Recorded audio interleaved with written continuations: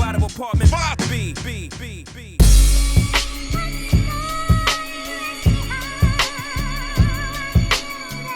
You're now tuned into the Apartment 5B podcast, where we chop it up about hip-hop, R&B, sports, love and life. Hosted by Kill.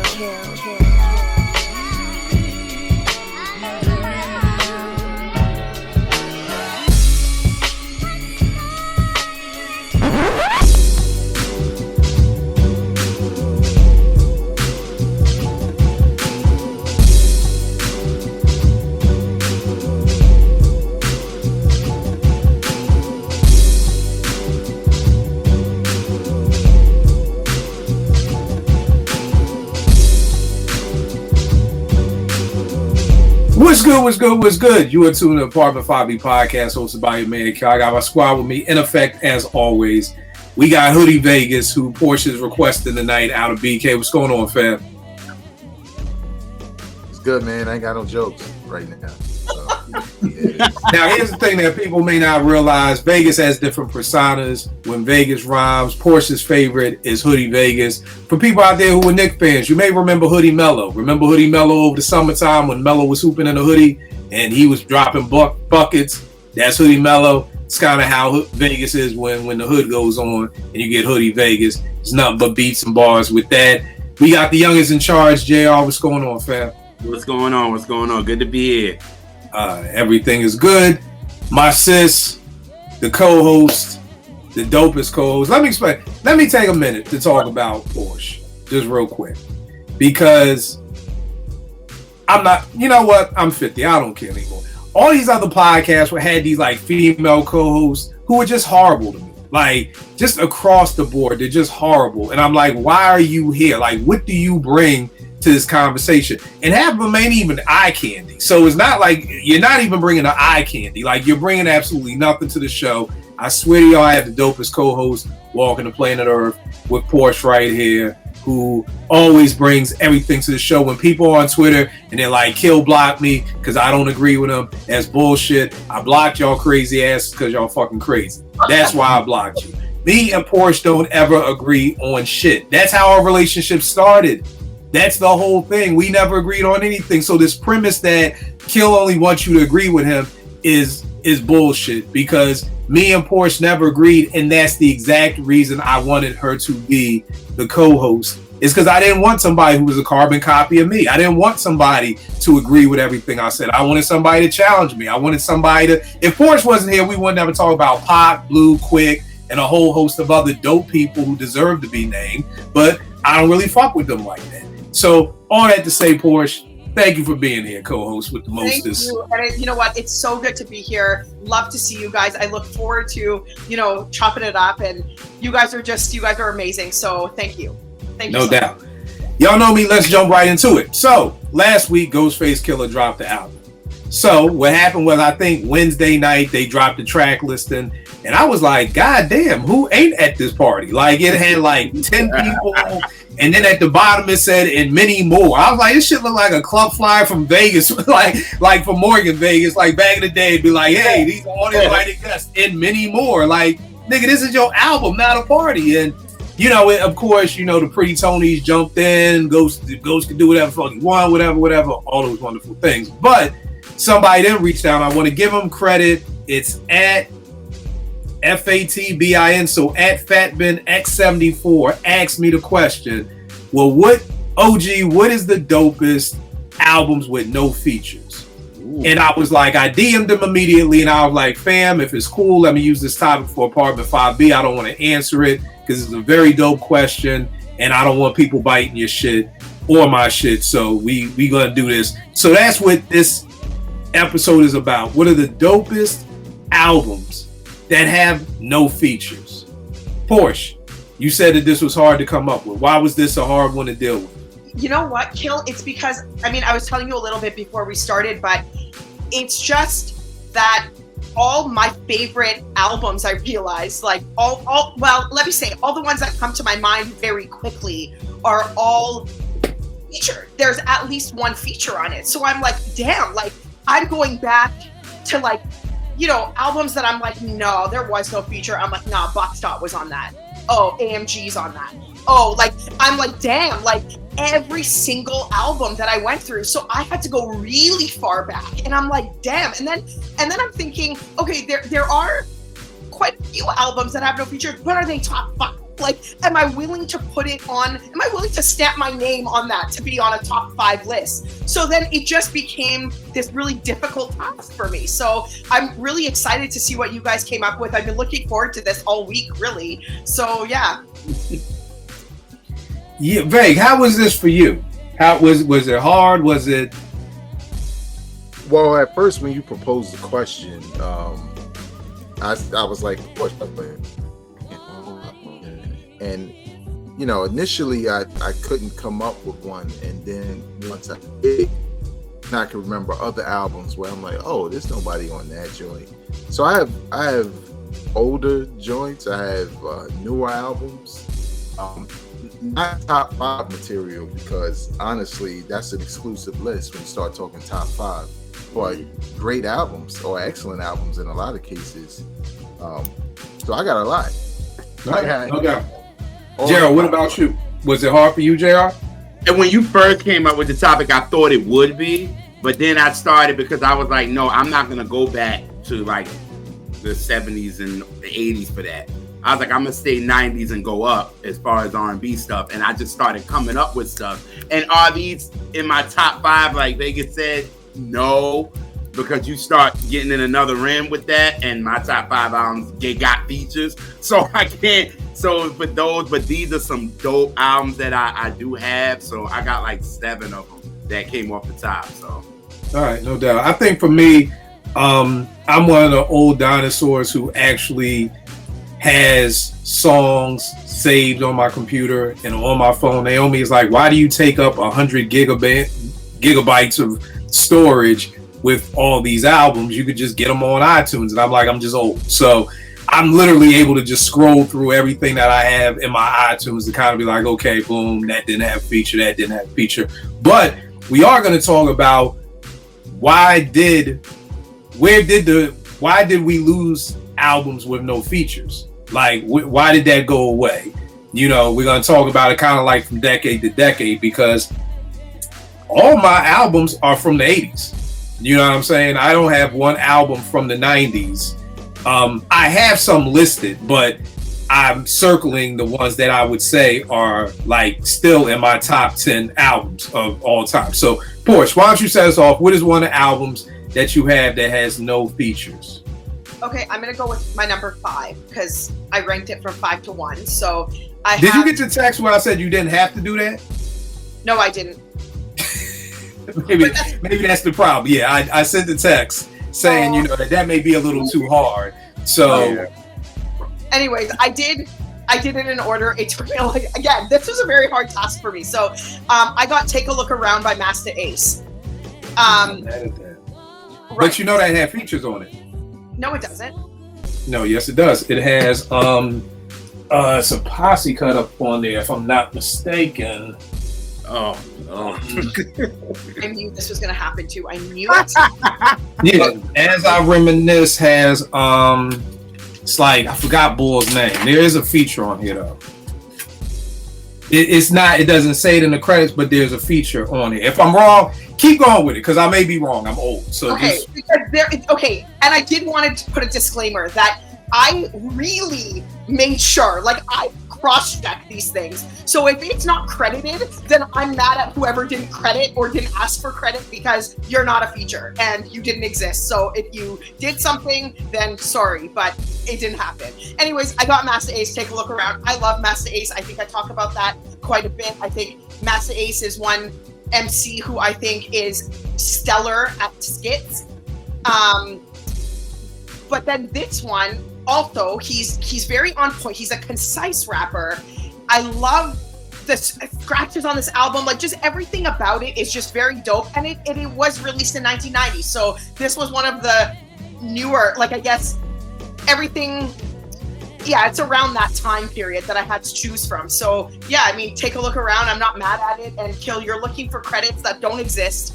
No, it does. It was on Reminisce. It's Ice You Rock. He was the feature on the album.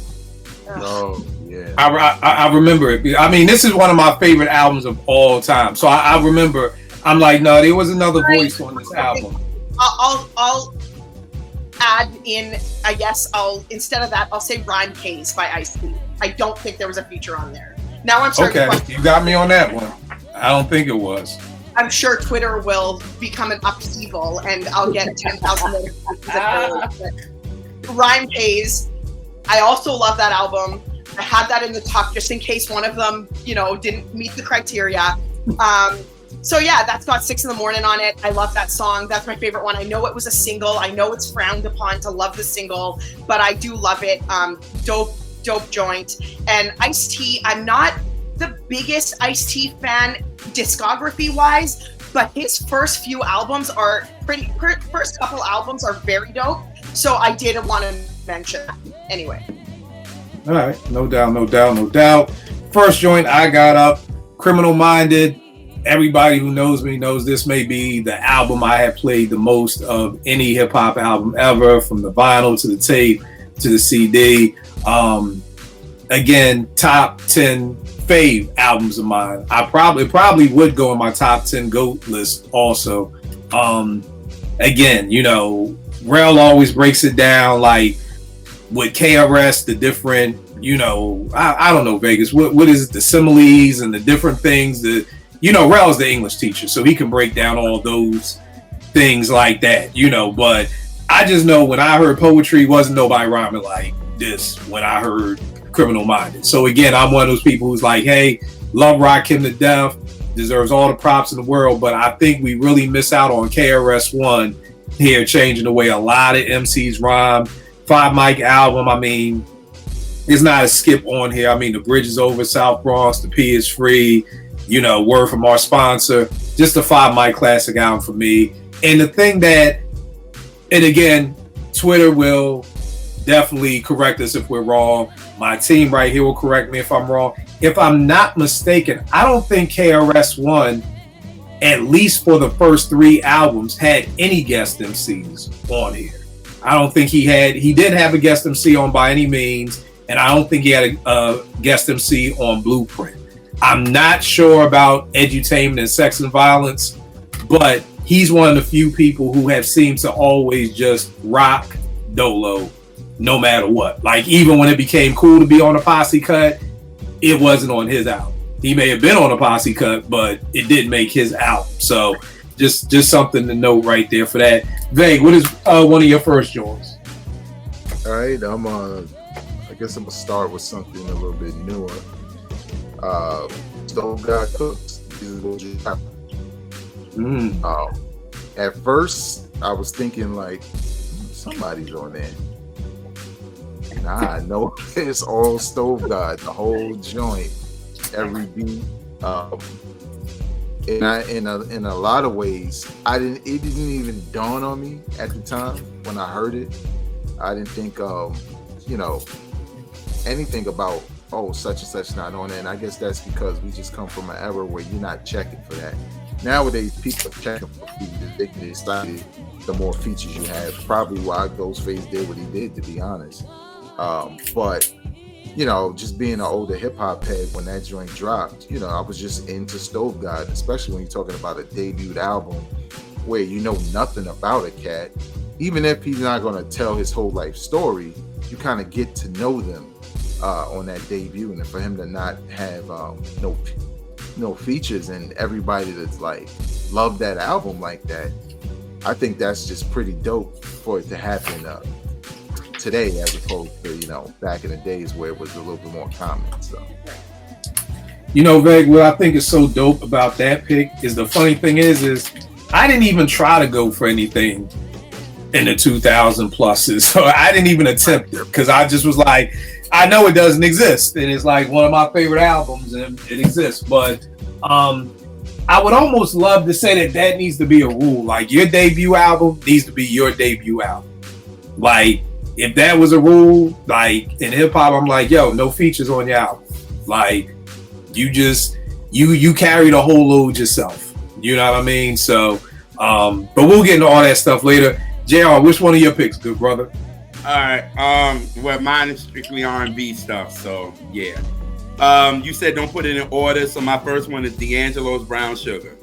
No features at all, but remixes, yes.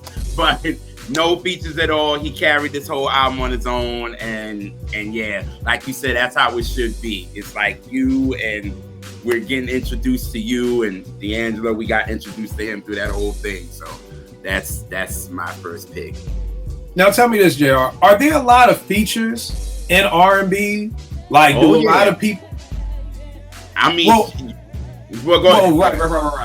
Right. I'm not thinking rappers. I'm not like thinking D'Angelo and AZ. But are there a lot of like stuff like when Case and Joe had the Faded Pictures? Like that just doesn't seem. Is that the norm in R&B that a singer is going to have a feature with another singer? Like I know singers always have features with rappers, but with singers too.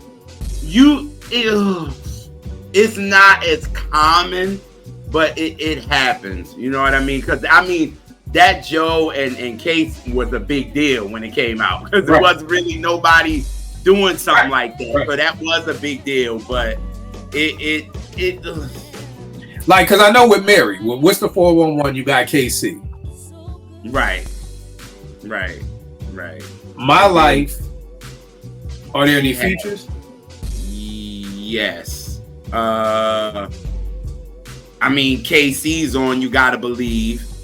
He says, I mean, not background, but like. No, he comes in and says a little something, but as far as features on My Life, no, not at all. And I didn't want to use that because I was like, nah. But yeah, it's really no features on My Life at all. No, it was just her. So okay, all right, no doubt. P, what you got up next? Step in the Arena, Gangstar. Yeah. Again, I mean, this really is. I try not to pick obvious ones, but I couldn't not mention that one. Step in the Arena is just a dope album on its own. I think it's a top 10 album for real, or maybe 15. I personally love Guru's monotone rapping. I think it's a nice. Don't tell Yao that. Do not tell Yao. I know. I often think about how Yao says that when I listen to Guru, and I don't agree. I can't agree with Yao, but in any case, I think that his monotone rapping style, and I don't say monotone in a bad way at all. It's just the best description for it. I think it's a dope delivery against Premier's production, especially at that time. I know now people have different views of Premier's production, but back then, I think it was like a perfect chemistry, and I think it was a perfect like union between the two of them. And Step in the Arena, 5-mic album to me. Yeah, super dope. So. All right, no doubt. My favorite Gangstar song, Just to Get a Rep, is on there. So always love Step in the Arena. The next album I got, I'm going with It Takes a Nation of Millions to Hold Us Back by Public Enemy. You know, I mean, it's just PE, it's just Chuck. Again, I don't know if there was ever. No, there was a feature because on Fear of a Black Planet, Burn Hollywood Burn was on there with Kane and Q. But I don't think for most Public Enemy albums was there ever like a, you know, Chuck D featuring somebody. You know, it kind of was like always just Chuck or Flav rhyming. Again, It Takes a Nation of Millions is probably I think it's the greatest hip hop album of all time. It's probably top. It goes back and forth between that and Critical Beatdown, Criminal Minded, and well, shit, I just named my other two. That kind of go back and forth with if it's my favorite. So I got It Takes a Nation of Millions. Yeah, got a lot of questions later, so I'm gonna just save them for later. So and people watching don't think the episode's gonna be quick because we're gonna have a discussion on where all these things came from. But that's what I got up. Vay, what you got up next, bro? All right, can I do a 2-for-1? It's a newer joint though. Nas, Magic, and King's Disease 3. Dope. Nice. I knew Magic didn't have any features, but I had to check King's Disease 3 because I started every time I thought of someone, it was on King's Disease 2. like Lauryn Hill, EPD, Eminem, Hit Boy. That was all on King's Disease 2. Right. Magic 3, which is arguably the best of everything they did, literally has no features. Right. So yeah, and it's incredible. Again, you talking about Nas now, where his debut only had what, AZ? Yeah. And he had all these albums, all these different features. And to do that at this time, that's a feat, you know, especially for someone whose pen game most would think would be dried up by now, but it wasn't. So no, that's a good point. Bang, the thing that I love about I didn't even bother with the past 10 years because I just was like, it doesn't exist. I'm literally like, I'm not even gonna waste my time. But that is dope, and that is true that it is a feat, especially at this age, because this is the age where you would do a Ghostface and kind of lean on other people to kind of hold you up. You know what I mean? Because your pen ain't as sharp.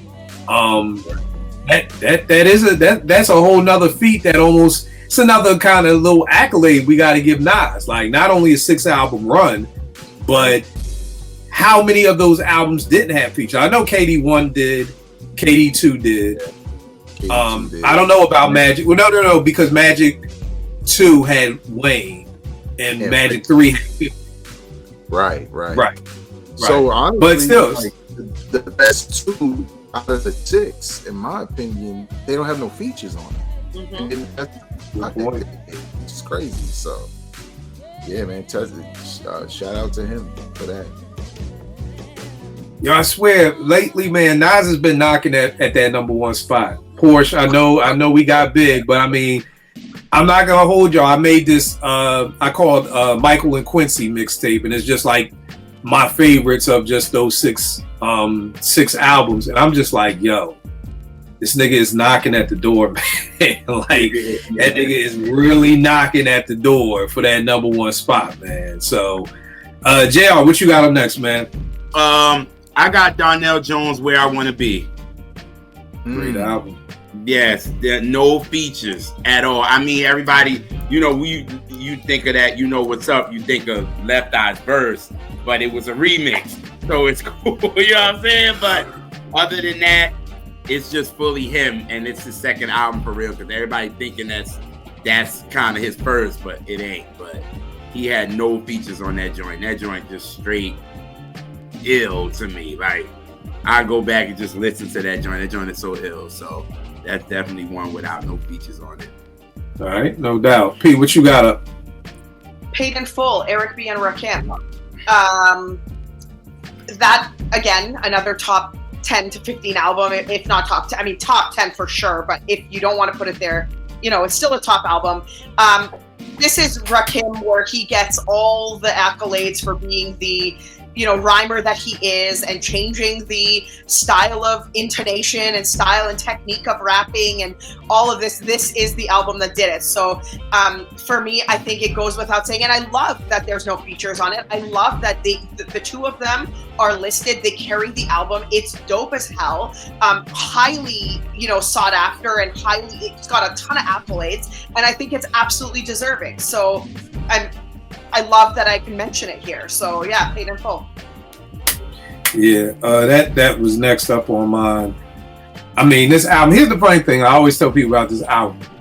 We were hearing My Melody and Eric B. as President before we saw the video. So when I brought this album, I'm in Brooklyn at Beach Street, I buy the album, and I knew that Eric B. was Rakim. I really thought that fucking Eric, because I was like, he got the little dreads in the bag. I was like, he looked like a Rakim, you know what I mean? So totally blew my mind when I finally saw the video for I Ain't No Joke, and it was the little short nigga rhyme. And I was like, oh, I thought it was the big nigga who. Now, for people out there watching, this is like back in the day before we ain't know Tina Marie was white. Or we ain't, some of y'all motherfuckers ain't know Bobby Caldwell was fucking white till like 2 years ago. So at the BET Awards. So this is how, because when there were no videos, all you heard was their voice. There was no Instagram. They weren't on doing it for the gram. There weren't no videos. So you didn't know who was who. You know what I mean? So, but again, like Porsche said, incredible album. The craziest thing about every time I would hear a song, it would just be like, it can't get any better.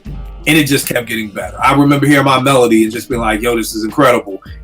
they can't do any better. And I hear Eric B's president. I'm like, they can't do any better. And I know you got soul. And I'm just like, then it's like I ain't no joke, and then it's Paid in Full, and then Move the Crowd wasn't better than all of those, but it was still great. So at the end of the day, just an incredible album. Top 10 greatest albums, fave albums for me. What most people will call the blueprint, which is crazy because then y'all say, oh, Max the blueprint, but it came after. It's neither here nor there. Like I always tell y'all, No Child Left Behind left a lot of you motherfuckers behind. Like y'all really got left behind. That was like a horrible bill that was put in place because a lot of y'all are really slow out here, but incredible album. Vay, what's another album you got, man? DOS Effects, Dead Series. Yes, sir. When that album dropped, I was convinced we were going to get some Hit Squad members on there, whether it was EPMD or Redman or K-Store, and it was all DOS Effects, which was unexpected but dope at the same time. It's an album that I think a lot of times people only really think about the Iggity and they kind of cancel DOS out as a fad, but they wait kind of like Onyx, right? But they were consistent with what they did, and to not leverage the stardom of EPMD on your debut album and just do it yourself was pretty dope. So yeah. And I got the tape back here. So. I want to take a time out to talk about DOS. Because the crazy thing with DOS is I don't understand how hip hop heads try to play them off as a one-hit wonder or, like you said, just like an Iggity thing. Because DOS Effects was dope as shit when DOS Effects came out.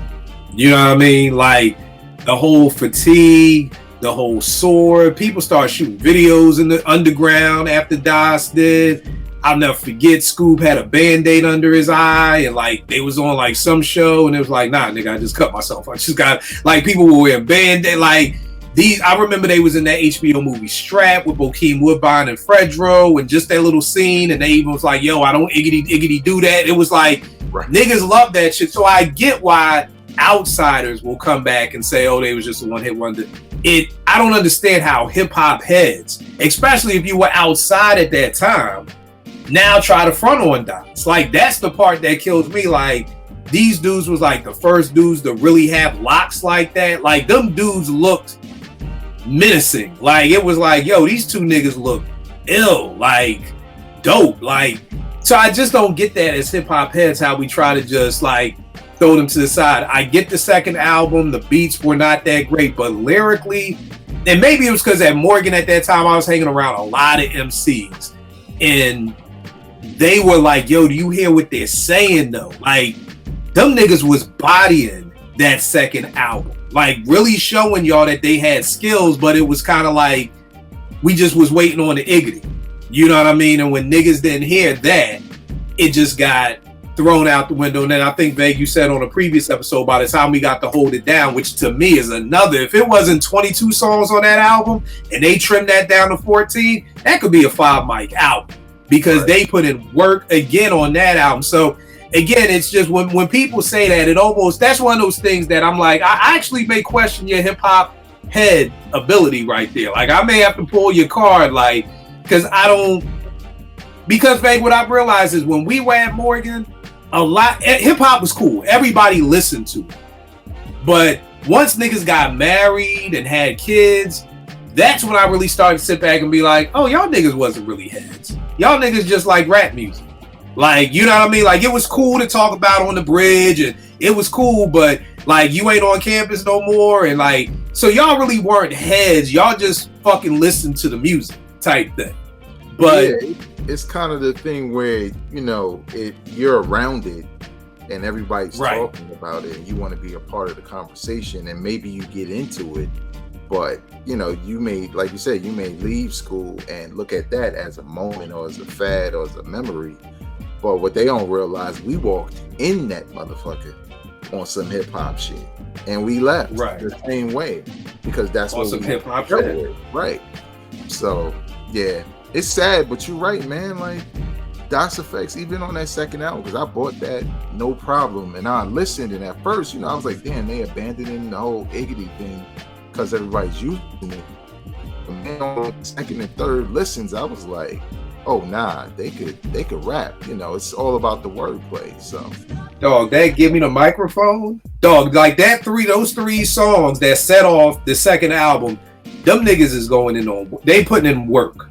They putting in work on them three songs. Again, it's kind of like I felt like how I remember when Brown Voodoo dropped, and a lot of people weren't feeling Voodoo at first because they wanted Brown Sugar D'Angelo back. They wanted that sound. So when they heard Voodoo, it was like, oh, I don't want to hear that shit, you know. So I think it's kind of like the same thing. Like niggas was ready for the Iggity, they didn't hear the Iggity, so it was kind of like, oh, fuck them.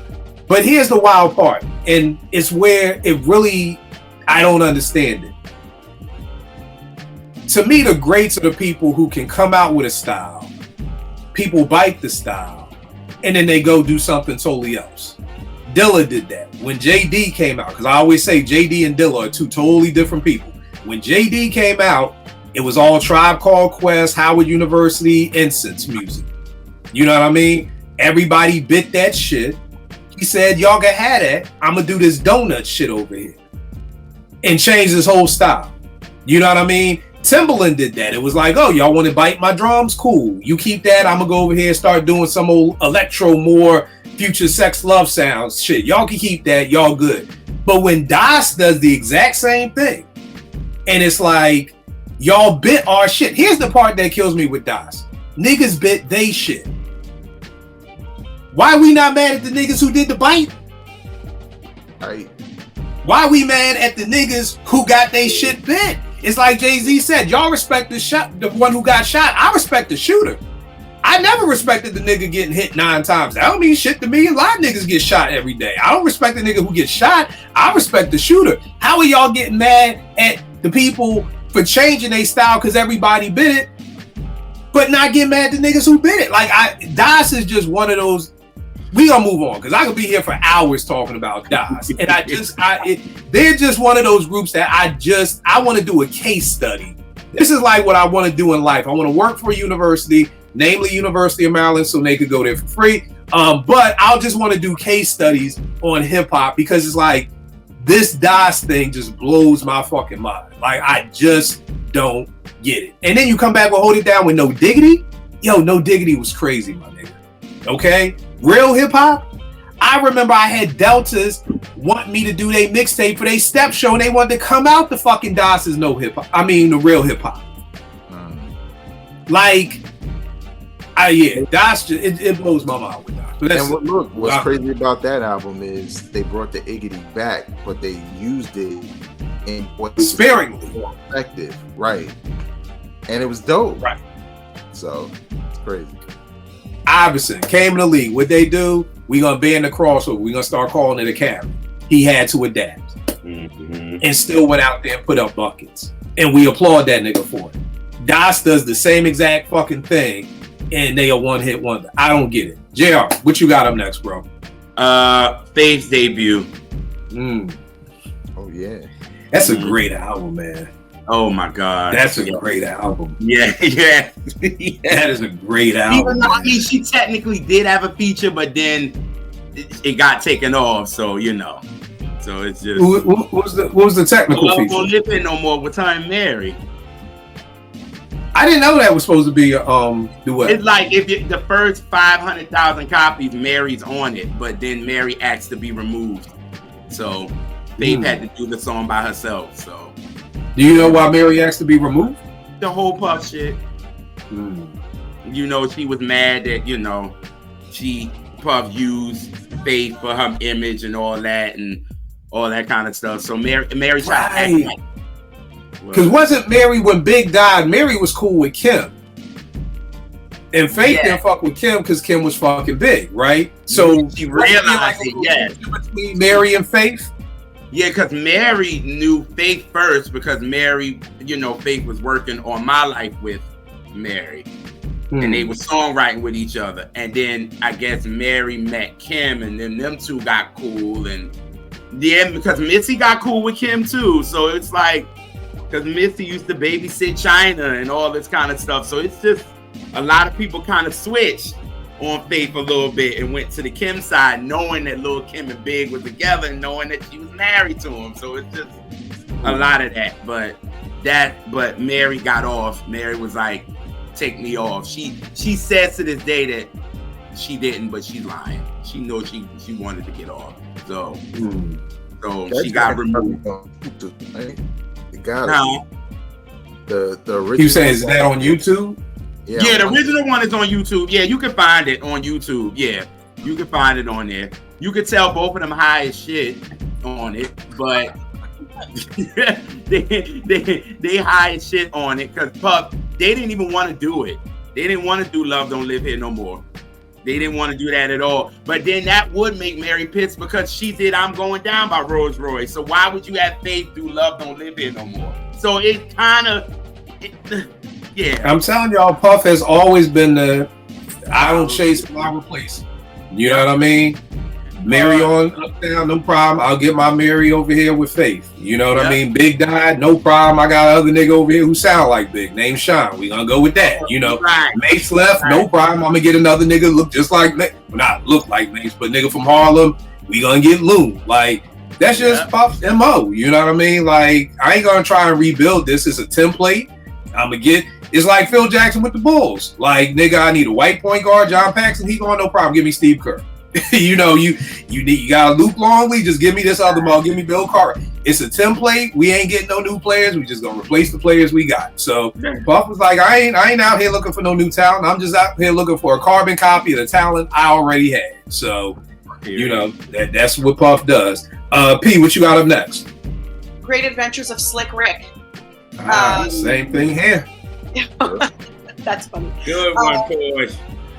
Yeah, so again, I mean, this goes without saying, that's also a top 10 album for me. I love it. Slick Rick is one of the greatest, if not the greatest storyteller. He's influenced so many people. This album is full display of that. Children's Story, of course, is, you know, widely considered one of the best storytelling songs ever. And yeah, just all his cadence is dope. He's clever. He's just fun. He has fun with it, and the whole album is just a dope experience, like a dope listening experience. So definitely top album. Great Adventures of Slick Rick. And that's what I had up next too. Everything for Porsche said. Question. Somebody was telling me the show we did last week, people whose names get noticed, who get named for respect but don't really get the respect they deserve. One of the names that came up that somebody tweeted to me was Dana Day. And I was like, I'm going to keep it a buck with you. I love Dana. I mean, this album on CD probably cost me a nice pretty penny to get this on CD. Very rare to get. Love the album. Love Cinderfella. Love Nightmares. Love This Beat a Death Beat. Love Delancey Street. Love Nightmares. But he was a fake Slick Rick. Like, I'm sorry, y'all. Like, you know what I mean? This nigga's from Fort Greene, talking with a fake UK accent. I know everybody. He was part of the Kango crew. I get all of that. But at the end of the day, nigga, you are... And I think I've told this story. Me and Naomi are painting her room. I got an old school mix on. She's like, hey, who is that rapper who's from London? And I was like, oh, that's Dane Dane. He ain't from London. And she was like, then why is he rapping like he's from London? I was like, oh, because he was in crew with Slick Rick. Slick Rick is from London, so he was just doing Rick style. She was like, but isn't that biting? And I was just like, well, I mean, technically, I don't know why nobody thought that in 88. It was cool, you know, but yeah, out the mouth of babes, I guess that is technically biting. And throughout the years, we've had different people on the show, and they're like, nah, it's not biting because he was down with the crew and all that stuff. I was just like, to me, it was whack, and that's why Dana had 2 albums out. Nobody really cared about the second one. And I'm like, the worst part is you took Rick's style, even if Rick okayed it, but even when Rick went to jail, that should have been the open lane for you to do what Rick was doing. You know how we sit back and we say, yo, what would have happened if Slick Rick didn't go to jail? Oh, he could have been named as one of the greatest MCs of all time. You know what I mean? That was the other thing this person said to me on Twitter. He said Dana Dane, the real greatest storyteller. So I'm like, oh, now you're taking shots at Rick, like really saying that Dana was better than Rick. And my thing was, well, if Dana was better than Rick, once Rick went to jail, why didn't Dana take the mantle of what Rick could have done and become that. And he did. You know, so what do y'all think? Was Dana like, okay, nobody thought it at that time. It was cute. Everything was funny. You know, I love Nightmares with the fucking theme from the Munsters and all that stuff. It was all cute and game. Dana's in the same crew. Is it cool that he basically took Rick's whole style and, you know, came out? What you think, Pig? Nope, I don't think it's cool at all. I think it's I want to say like easy to move the goalpost for it because they were in the same crew, but I think it still is biting. I think other rappers get kind of crucified for doing that, and I don't know why it was cool if he did it. You know, I definitely deem that as biting. Ray, what do you think? I don't know. At the time, I didn't necessarily look at it as biting, and maybe that's because Slick Rick was co-signing it. So I kind of looked at it like, you know, they in the same circles. They kind of write in the same. They both telling stories. And now, Veg, let me ask you a question. Did Slick ever co-sign him?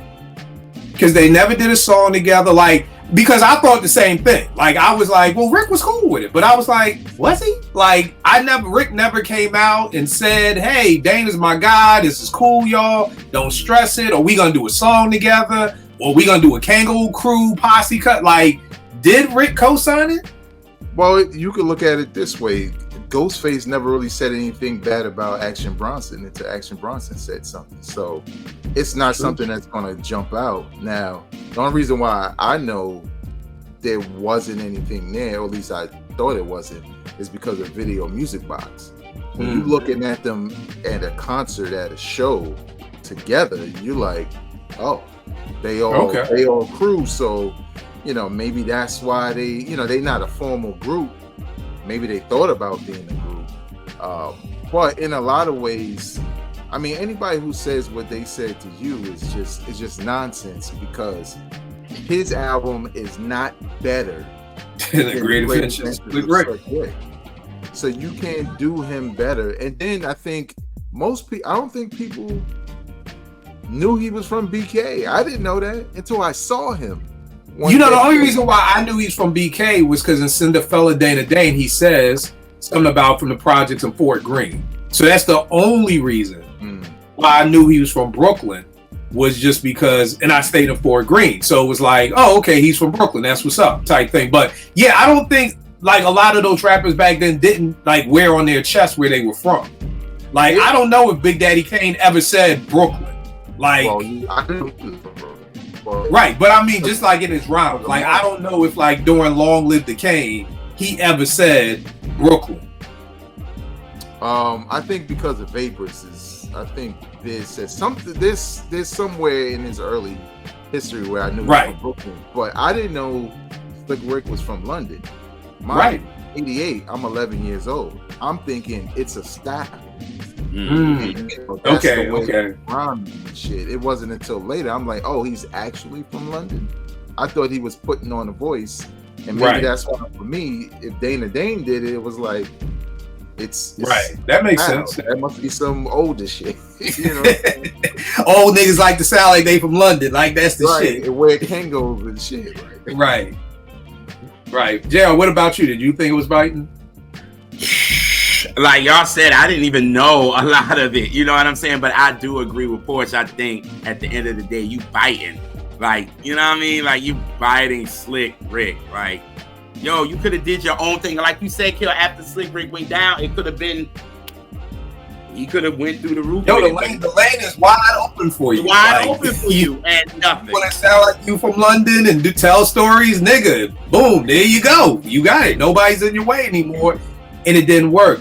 P, I agree with you looking back at it. I just think at that time, we were so happy. And I don't think it's moving the goalpost. If it is, if you think I'm moving the goalpost, please let me know. I know you will.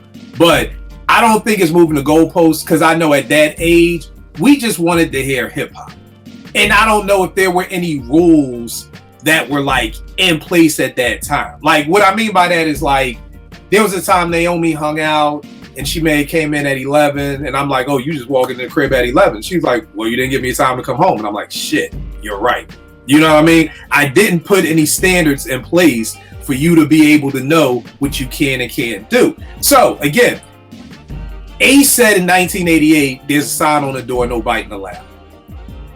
That's when I felt like, and I'm not saying that's when the law went down or the drawbridge went down, it was like no biting. But I just know for me and my crew, we were 14 in 88. Nobody heard Dana and was like, oh, this nigga sound like Slick Rick. He's biting. Like, I don't even know if that was a word we used at the time. Similar like with the Source. Before the Source came out with the 5 mic classic thing, I don't know if any of us used the word, oh, that's a classic. You know what I mean? It kind of was just like, it's just a really good album. Like, I really love EPMD Strictly Business. I really love It Takes a Nation. That word wasn't even in place for us to use. So I agree with you now. Looking back, I'm like, that is biting. Even if Rick approved it. If JR said, hey, Kill, dress, if I came on this show dressed just like JR, and JR was like, everybody don't stress it, Kill's dressed like me, but I gave him permission to, everybody still would be looking at me like, nigga, fuck is you biting his style for? That's now. Back in the day, it would have just been like, oh, they dressing alike. Like, it's cool. Like, it's kind of like I'm never moving the goalpost when it's about writing rhymes, like for somebody else, but that's what you just did in the crew. If it was 1987 and all 4 of us were the Apartment 5B crew and Vegas was the only one who rhymed, he wasn't going to kick his 3 other best friends out the group. No, he was going to write our rhymes for us so that we could all be a crew and be part of the group, because there wasn't ghostwriting back then. Nobody in 1988 was like, oh, Vegas is the ghostwriter and the other 3 people are whack because they don't write, they write. We didn't know they weren't in place yet. Now, once they came in place, then it was like, oh, like Naomi's like, oh, okay, I got till midnight to bring my butt home. Now I know.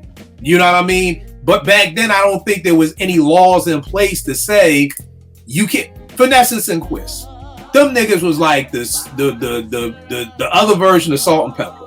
You know what I mean? Leather suits on, everything. But again, at that time, I don't know anybody who was like, what's that Leonardo like gift that they be using when he be at the TV, he be pointing like that? Like, nobody was like, ooh, look, they're biting Salt and Pepper. It was just like, yo, it's another girls group, Finesse and Quist, Soul Sisters, they're dope.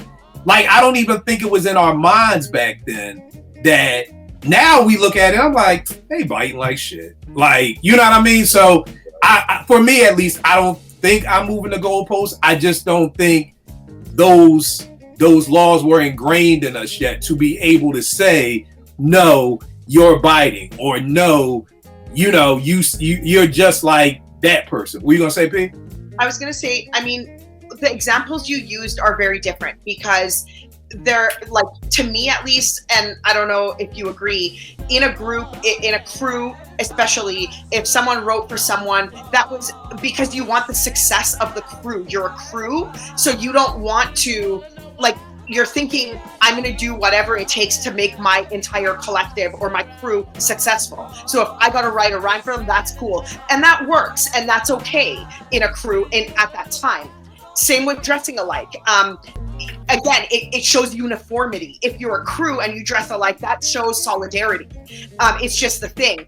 But copying someone's style, that's your individuality at that point. You guys don't all sound, even in Boys to Men, they're a group. They don't all sound the same. They didn't copy each other. So I don't want to say you're moving the goalpost. I think that's not the right term for it. But I think it's excused because they were in a crew where it shouldn't have been because of the copying aspect. Like, yes, even though there was no like law, so to speak, for biting, it should have still been frowned upon, if not called out, because your rapping style is your individual. Like, you come with that innately. You shouldn't be developing that. That's something you have in you. And copying someone else is really clearly that. You have your own voice and you have your own method and way. If you match somebody else, especially with like an accent and cadence and things that you're trying to change, that doesn't come natural to you, that's a clear biting. That's clearly biting. Like, I can't justify it any other way. Right. And again, I'm just saying that, keep in mind, Vague made a great point.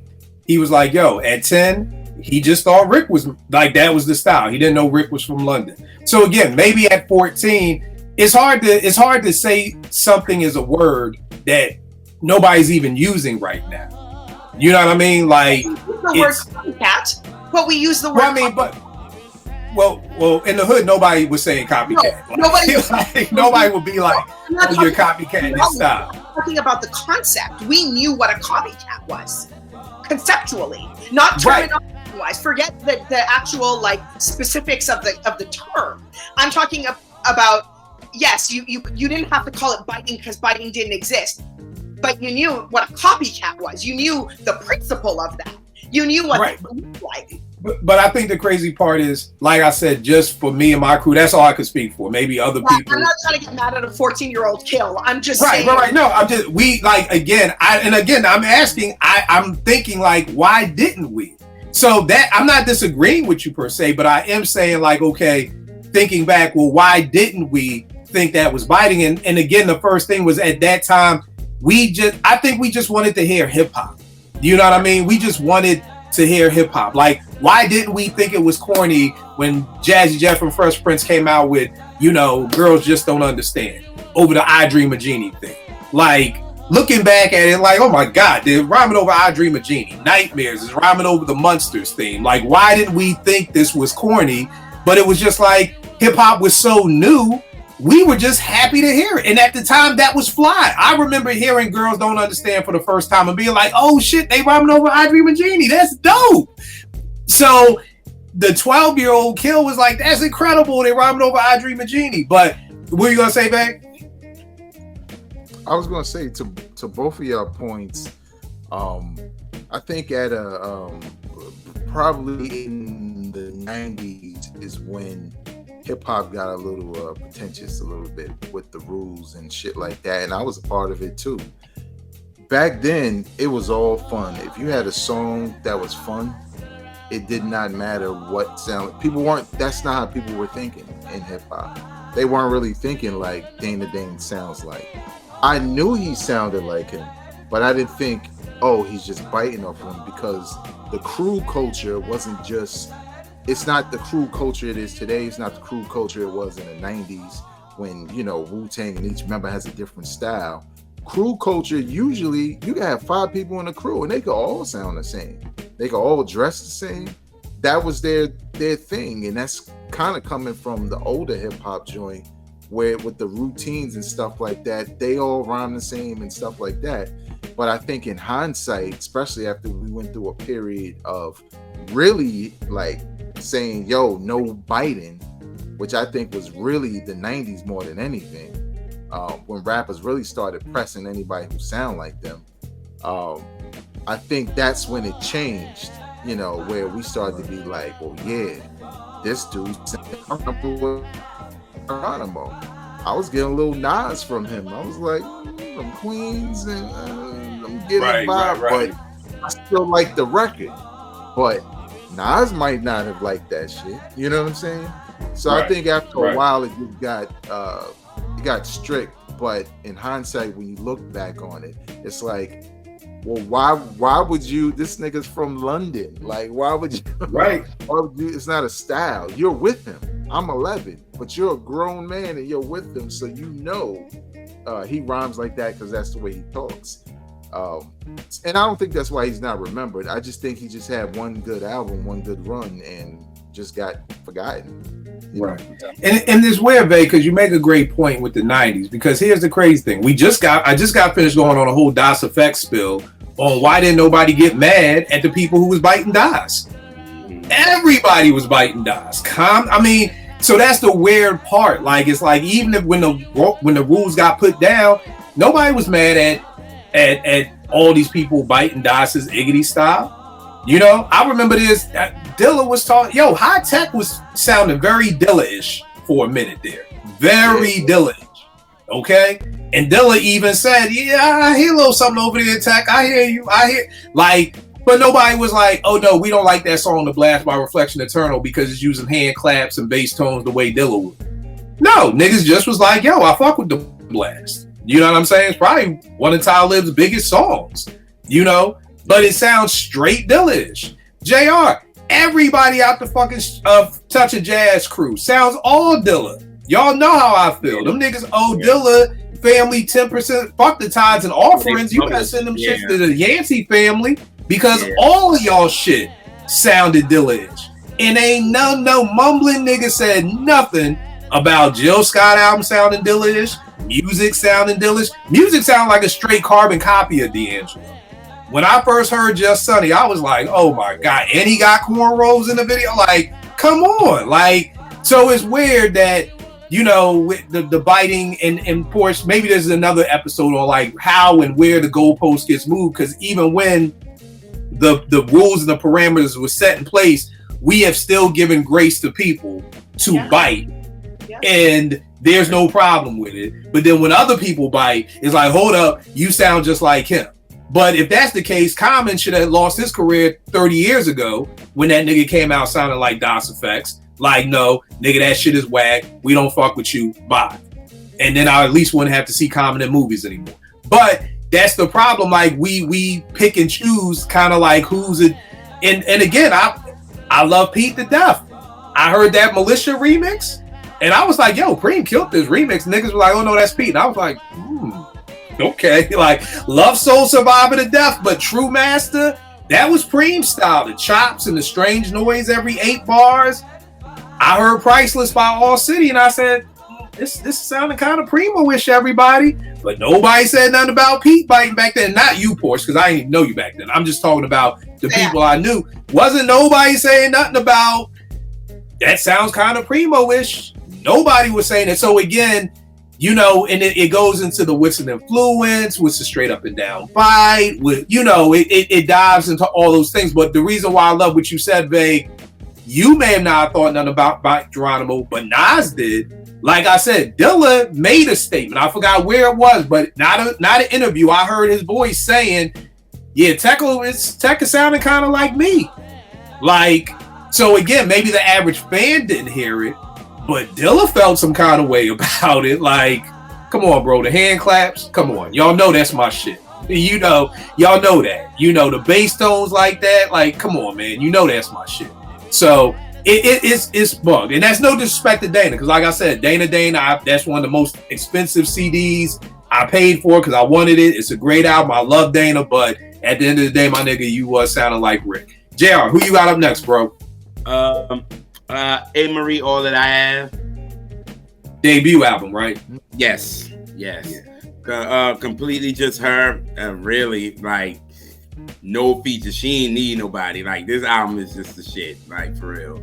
So I'm stuck, JR. Can you give me some albums that had features? Because when I think of R&B, I never, like, features just don't come to mind. When I think of Jodeci's first album, Boyz II Men's first album, you know, just running down the lines of albums, Maxwell's first album, Erykah Badu's first album, Jill Scott's first album. I just feel like, and I could be 100% wrong, but it just feels like most R&B albums don't have features. And I don't mean rappers, but like, here's another artist to help me hold this down. See, I was thinking it like, because shit, once kind of Mary came in, she kind of changed all of that with having, you know, people on it. But then everything changed because, like you said, with the neo soul movement, nobody had nobody on there. Yeah, it wasn't like Erykah Badu was like, yo, we gotta have a soul posse cut in here, and I got Dave Hollister, and I'm gonna bring, you know, like, I feel like we lost that duet part of it. Like, we lost that. Like, that's almost like, I almost feel like a feature for R&B would be a duet, whether it's, you know, a Smokey Robinson and Rick James, or whether it's a Rick James and Tina Marie. But I feel like that's, to me, what's missing in R&B. I miss duets. I miss Kelly Price and Stokely with, you know, You're Not My Daddy. Like, I miss that stuff. But I feel like, for the most part, R&B got away from that, especially coming into the 90s. There was a lot, I felt like there was more of that in the 80s. We had our Luther and Gregory Hines, There's Nothing Better Than Love. We had features. We had, like, at least one song on the album was here and there gonna feature another singer to give you something. I feel like when the 90s, it's almost a flip of hip hop. Hip hop in the 80s, we didn't do that. In the 90s, we did. R&B did it in the 80s, but then in the 90s, we didn't. Yeah, because I was gonna go to the 80s, and a lot of them was no features at all. Like a lot of but I mean, and again, these are just weird songs that I'm just throwing out there. But Stephanie Mills and Teddy Pendergrass, you know, Feel the Fire. Like, I felt like we got, and maybe we just got them more in the 80s than we did in the 90s and to the 2000s. But I feel like people brought what's my man, the nigga everybody hate, who was wearing nigga shit at his funeral. The nigga who was wearing the man's shit at the funeral. Oh, you're talking about Bobby Womack. Bobby Womack and Patti LaBelle. You know, Love Is Gonna Come and Pay. Like, I love, like, those are the duets. You know, we got Diana and my man, I was about to say Eddie Murphy. Diana and Lionel on Endless Love. Like, we had these duets. We had our Renee and Angela's. Like, right. We had that shit in the 80s. I did a duet slow jam tape, and it's like the 80s. Like, in the 90s, you know, okay, we got Eric Benet and Tamia. Or was that the 2000s? That's like late 90s, early 2000s. Yeah, like 99 going into 2000, yeah. Yeah, or like Vegas, you was talking about Alicia Keys album. We got the Maxwell and Alicia Keys duet, which should have been crazy. Which should have been like Nothing Even Matters, like with D'Angelo and Lauren. And that shit was kind of even subpar. So it seemed like we just moved away from the duets. And like, why do you think that is? Why do you think people moved away from that? Well, you know, once that, I think that happened because of what the industry wanted. It's got to just be one. They don't want no duets. Because like you said, it's hard now.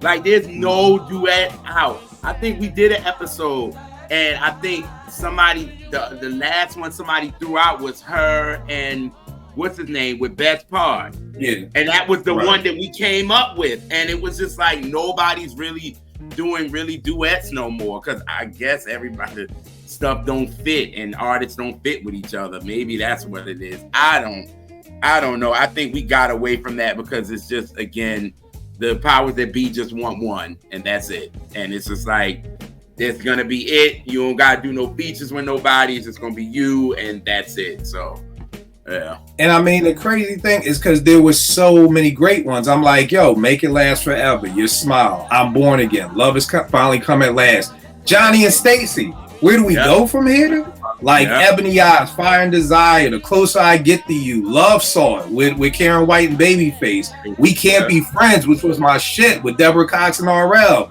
Tonight I Celebrate My Love, If This World Was Mine, Reunited, How Do You Keep the Music Playing, Perfect Combination. Like, we had these incredible duet love songs in the 80s, and then it just stopped. It did. Yeah, crazy. I got a That's a good one, Kill. I'm gonna have to do some research on that one. For real, I done stuffed the R&B guru. Oh, it's a cold day in hell, y'all. Yeah, what's up, man? I'm thinking, because I'm like, yo, you're right. Like, once the 90s came along, duets started being really far between. Like, you started to be like, Ryan McKellen and Vanessa Williams did Love Is. That's one of my favorite of all time. Yeah, that was one in the 90s. Yeah, you're right. And that's the best song ever. I love it. It's just so cute. Because it's love. It's love. What you gonna say, Bag? I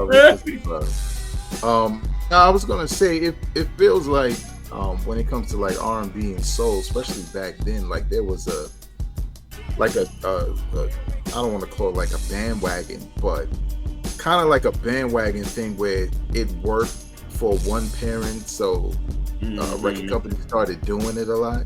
Right. Sort of like the time when disco blew up and everybody had to have a disco tune on their joint. Right. You know what I'm saying? On their album.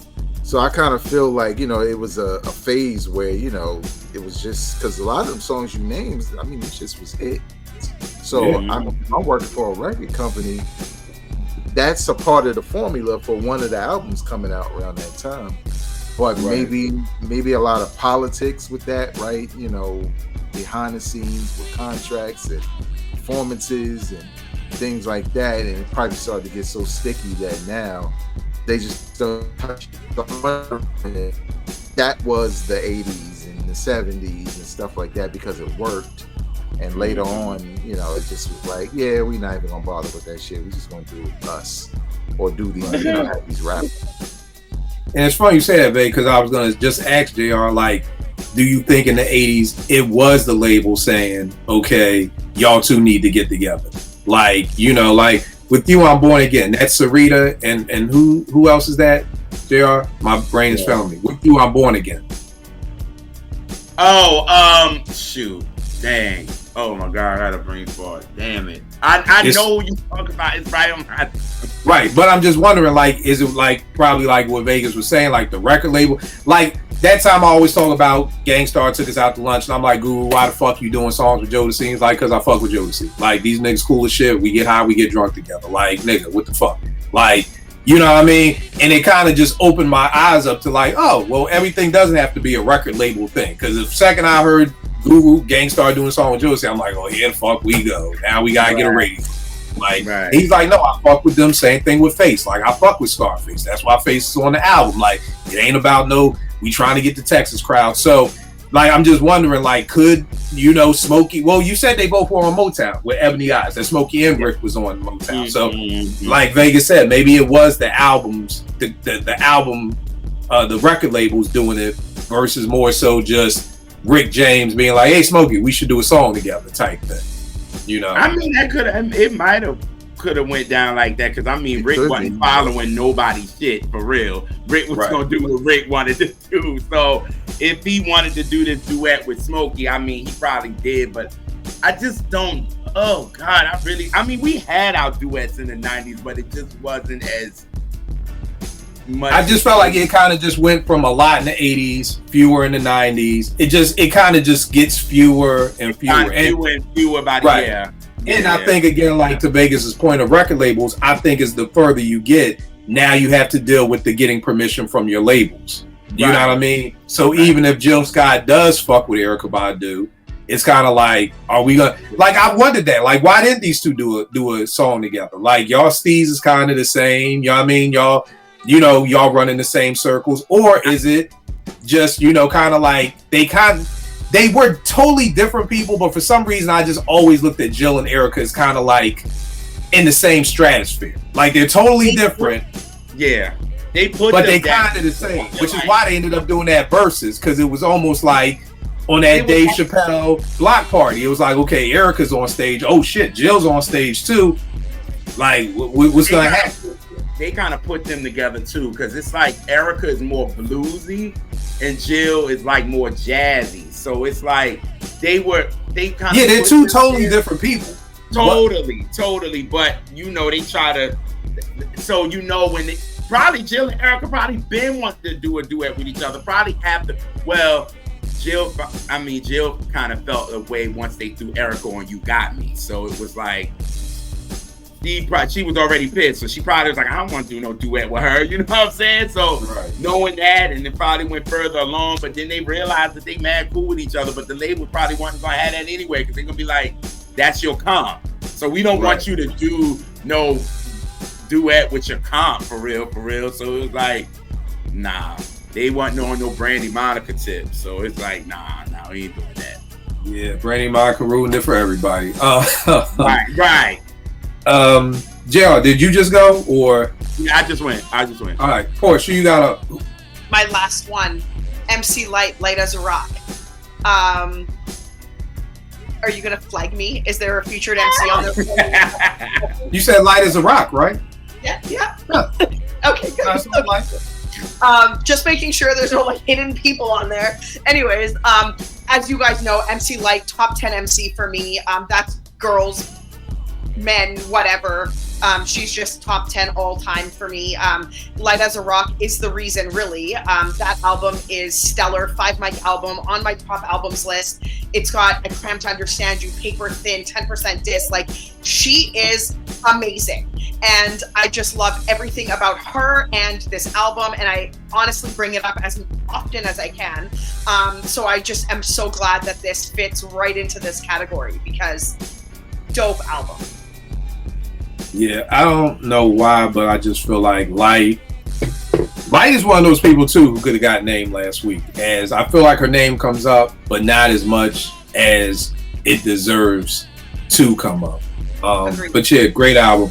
Last one I got, Critical Beatdown, Ultramagnetic MCs. Again, top 3 favorite album for me of all times. Kool Keith, Set G, crazy. Just watch this interview, and I'll send y'all a link to it. It's this white boy who always be interviewing rappers. I think he's over in the UK. Great interview with Said G. Like, Bang, I don't know, have y'all heard this? That Said G has this theory that B-Boy Records is who killed Scott LaRock. No. I'll send y'all a link to it. But he basically, a real quick thing of it is, his thing is like, okay, boom. Scott was more the businessman. Scott, he said B-Boy Records was run by gangsters. Okay, so that's number one. This wasn't your average record label. These niggas were gangsters. He said Scott, they knew that Scott was looking for deals. So he said, you know, Job was on the table. They were putting a lot of money up front. The problem with Job was they were giving you a lot of upfront money. You weren't keeping your publishing though. And there was another label that was giving them less money up front, but you could keep their publishing. They didn't understand publishing at the time, so they went with Job. So they said, you know, for everybody who knows the whole hoopla, D-Nice got into an issue with a girl and some dude. Scott went there to squash it. And it was this dude that was with the crew called RoboCop, who was a bouncer, I think, at the Lat Courts, who was like BDP security. He went with him. Said was like, yo, everything was squashed. Then the nigga, RoboCop, just slapped one of the niggas that was in the other crew for no reason. Everything was dead. Everything was peace. He just slapped them. They got in the car. Number one, he's like, RoboCop disappeared after that. Nigga never seen him again. Like, just disappeared off the face of the fucking earth. And then he's like, number two, and I've never thought about this in all these years. You're telling me that there was a sniper on the roof of the projects in the Bronx who was able to take a shot at a moving car and only hit Scott? He was like, you know, niggas can't shoot. Niggas will shoot up the whole block and not hit one target that's in their face. And you telling me that there was a sniper on the roof that was in the hood who made a shot from a rooftop to a moving car and only hit Scott? And I'm like, I never thought about it like that. So his belief is that, we said? I don't believe that shit. I mean, I'm intrigued. I'm intrigued because how is, Ray, we from the hood. There ain't no goddamn snipers in our hood. Well, see, that's the problem, right? You referring to them as a sniper. Hell no, there ain't no snipers in the hood. But if you start busting off the roof at a car, you may not be aiming for Scott. Right. But you could hit anybody or anything, and it could be only him. I mean, shit, JFK was the only one that got blasted for the most, well, except for the magic bullet that went like in and out and all around. Right. Back and all that. But when he said sniper, then that makes it sound ridiculous. Like there's hold on, nigga. Pause the Sanford and Son. Let me go up here real quick. like because it's old, so you know they probably watching that. Right. But you know what I'm saying? I think when he said sniper, that's when I check out. Like, but niggas really will. But in Queensbridge, niggas threw a TV off the roof. Right. But I'm saying, but here's the thing. And again, watch the interview. I don't want to misquote it because I may have misquoted it. I probably should have said too much already. But if I'm not mistaken, he was like, one shot went out. So it's not like they was just busting off the roof. Like it was one shot that hit Scott. There were no bullets in the car. It was just one shot. And it's like, you name me a nigga in the hood who can shoot one shot and hit the target in a moving car from a rooftop. If it's one shot, then yeah, the Gabuzo brothers was on the roof. and Sad's thing was like, yo, I think the record label, I don't know how they did it, but I just think they got Scott. Then again, it could be a wild conspiracy theory. I just was intrigued because I was like, yo, I never thought of that. Because niggas will shoot up an entire, I've got footage of people shooting up an entire project and only hitting one child. Like, and that was not what y'all were aiming at. I'm talking 6 niggas busting off in every direction and only hit one kid. Don't hit near target. But neither here nor there. Great interview. But ultramagnetic, critical beatdown, no features, an incredible album. If you've never heard it, listen to it. But you know me, before you listen to Critical Beatdown, go listen to Run DMC's debut album, and then you can see the growth of why I love Kool Keith so much. Vague, you got anything left? Yeah. EPMD, Business Never Personal. That was the third album. Which album is that? The fourth album with crossover. And but they had features. They had DOS on there. They had the Posse cut with Headbangers. Right. You're right. And they had the DOS joint. They had Coming At You with DOS Effects too. See? Word? Yes. Oh, I got more. How about the easiest one? 2014 Forest Hills Drive. J. Cole. Yeah, we all know J. Cole ain't got no features. We know that. We know J. Cole went platinum with no features. Platinum with no features. Right. The first one in history. Other ones I had just to throw them in there since we at the end. I only got two more. Jay-Z 444. He didn't have any rappers on that shit, did he? I don't think so. He had singers with no rappers. Yeah, no rappers. And this one I don't know because I feel like there's a feature, but I don't know. Is Goody Mob on ATLE? Yes. Yeah. They are? What Yeah, song? there's a feature on ATLians because I looked at that. That would be. Hold on. It is. Because I was trying to remember, like, well, what I want to say they have a Posse cut on there. Maybe that's ATLians. I want to say, is it on 13th Floor, Growing Old? Maybe.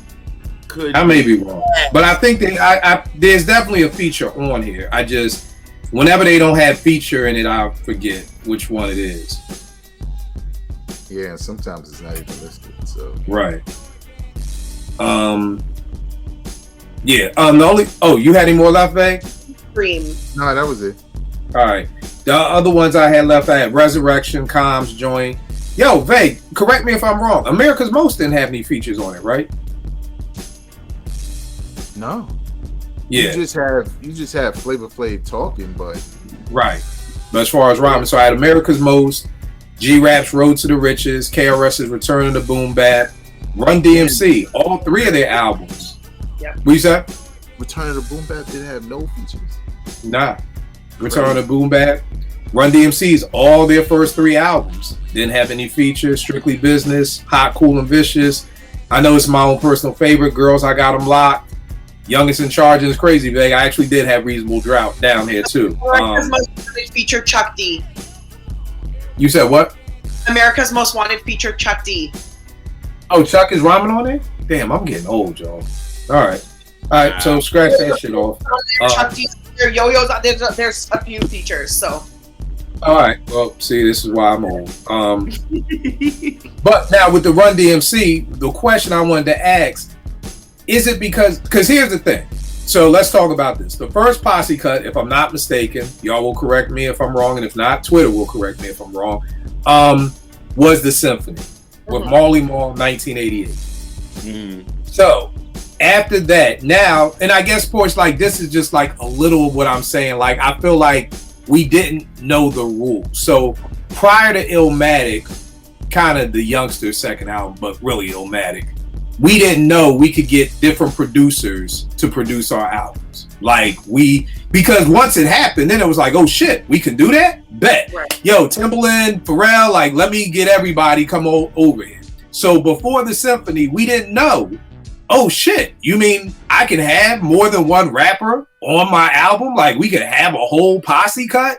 So after the Symphony, now we're getting all the Posse cuts. But because there are some people who stayed dolo for the most part. If I'm not mistaken, through all the Eric B. and Rakim albums, there were never any features.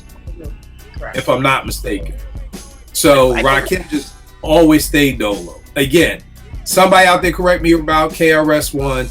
I want to say he was dolo for the most part. Maybe McBoo would come in and say a word, but I don't know if he really rhymed. Now, G-Rap's debut was all dolo, but then the second album had Money in the Bank with Large Professor, Freddie Fox, and Ant Live, and had Erased Racism with Biz and Kane. So I feel like after the symphony, now we started to see these things. So, but why didn't you think we had more features in the 80s? Like, do you feel like more rappers felt like this is my album, I have to show and prove? Was it we didn't know we could have features? Like, I didn't really know I could get Chris to come over here and be on my album? Because you hear Kane talk about how him and KRS hung out all the time. KRS One and Miss Melody helped him move in his apartment, and then they watched The Color Purple. Like, y'all are this fucking cool that y'all sitting around watching The Color Purple, but y'all ain't never get on it like, yo, come get. And maybe it's because Kane was in the Juice Crew. I can't call it, but why do you think in the 80s everything was more like Dola? P? I think, I don't know the industry side of things, so I'm not going to talk about the business side. I think it had to do with show and prove, because I think hip hop is very young. So if we're 72, I believe, we're in the 80s. That's only like 8-10 years. Like, hip hop is not very old, and everyone's kind of emerging and trying to establish their own kind of style and their own name and their own sort of everything. So to me, I would have to say it was the show and prove aspect of it, for sure. I think you touched on that, and I think that's what it is. All right. Hey, what about you? I think I don't know, because it feels like when you mention like the symphony, even though there were crews dating back to the 70s and the 80s, I think the symphony started rap crews where people like were all rapping on record, not necessarily what happened back in the days where they had crews that would rap, but the Juice Crew was a crew of MCs who happen to have different styles, and they all are part of this crew. And I think at some point it started to cross over to, oh well, like you said, I hang with this dude, we do a record together. Maybe things were stricter in that way, like maybe record companies didn't do business with each other in that way, splits and shit like that. Because in a lot of ways that prevented it. You know what I'm saying? Like, we could love these rappers as much as we want and have fantasies about having them on the same record, but sometimes record labels, and even now, they just block the shit. So in a lot of ways, I think in the beginning it was about crews, because Wu-Tang is a crew, you know what I'm saying? And then eventually, Nas is on Raekwon's album, and it was weird because there's already like 100 MCs in the Wu. Why you need somebody outside? But it was dope. So I think it just evolved over time as far as relationships, and like Portia said, hip hop was young, and once somebody, like you said with the R&B stuff, right? Once somebody did it and was successful, like Method Man and Biggie, I'm not saying that's the first, but saying Method Man and Biggie, like, oh, well, maybe we can get one of those, and you just probably started getting more parents. But I think the rap crew thing started first, like Headbanger, like, let me introduce you to my crew of MCs. So. Right. Gerald, what do you think? I'm agreeing with Porch. I think that the hip hop was so young, it was just a show and prove type of thing. So it was like, I want to do this to show how dope I am. I don't need nobody else. You know what I'm saying? So it's something new, it's something fresh. So it's like, yep, I want to kind of show what I got before I start doing something with anybody else. So I think it was young, and a lot of guys want to come in and show and prove. So I'm with Porsche on that one. Yeah, and I think it's a mixture of both of the showing and proving, but not knowing that was allowed almost. You know what I mean? Because I think there are other MCs like Nas. I'm sure Nas wanted to show and prove, but it was like, you know what? It is legal for me, like, to now put on my man AZ on the album. You know what I mean? So, or with Big, I'm sure Big wanted to show and prove, but it was like, yo, how did him and Meth get on there? Like, because for some reason, I just don't see Big hanging. Big is in Brooklyn, Meth is in Staten Island. That had to be a label thing, right? Like, I just don't see Big and Meth hanging out and being like, yo, jump on my album. I think it was, well, I don't know, but I think it might have been a Puff move to because Wu was big. And, Big, yeah. And That sounds like exactly what it is. Yeah. Not just once he said it, yeah. He already did the Method Man song with Mary J. He did the remix because RZA didn't do it. So the relationship was already being built there, and you know, he probably wanted Meth specifically because Meth is the type of rapper because of the sex appeal, and you know, he stood out in Wu-Tang as opposed to everybody else. So yeah, I could see it being a Puff thing, but who knows? You know, again, Video Music Box was giving us behind the scenes. Right? You just see them in the crowd. You like Biggie and Meth on the stage together, like, you know. So who knows? Right. Now, what do you think changed in the '90s to, I guess, open the floodgates? Because I guess it's like that's the thing. Like, and then, of course, it kind of goes back to what we were saying about Dana Dane. Like that rule wasn't in place yet.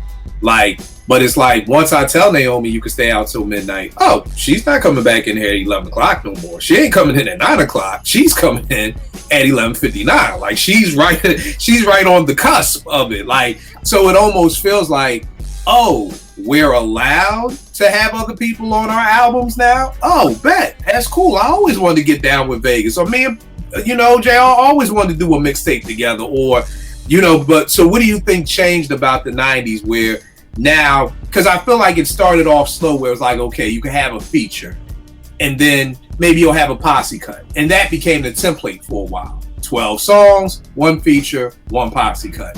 But what do you think changed in the 90s to start giving us that?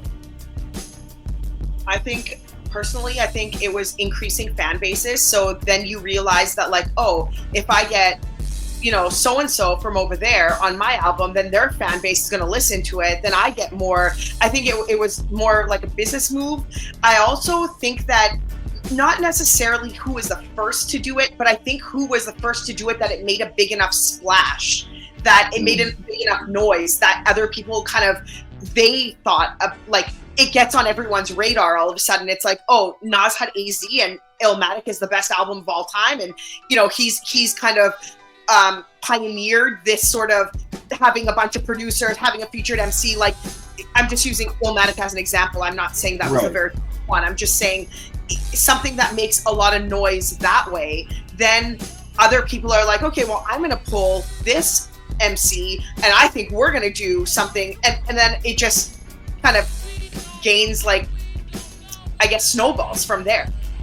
You know, I think it has more to do with what, like, when it made noise, then it started gaining some attention to do that and started being on people's radars. Right. Vay, what you think? I agree with Porsche. I think it's the same thing I was trying to say with the R&B and soul, where, you know, you get enough examples of it working well, then you're just gonna, you know, go for it with your artist. Because AZ was so unknown at the time and Nas was new, I think that was a little bit different because it kind of, you know, we know them now. But back then, you know, AZ was new and so was Nas. And unique in the same way. But in a lot of ways, I always used to wonder, like why Tribe never did that with Daylight. Like, I always felt like a Tribe and Daylight, like, posse cut. You know, like when I heard Scenario, you know, Leaders of the New School, we like, oh, they're part of the native tongue? Right. But then there's no Daylight. You know what I'm saying? So it just always seemed weird, but then I wondered, is that a Tommy Boy thing? You know what I'm saying? Because we got Buddy on the first joint. Right, on Daylight joint. Right, but nothing on Tribe. Nothing on Tribe joint. And that was a remix, right? That wasn't on the album. Right, so right. It made me wonder, like, it seems like a no-brainer that Daylight and Tribe would do a song. Right.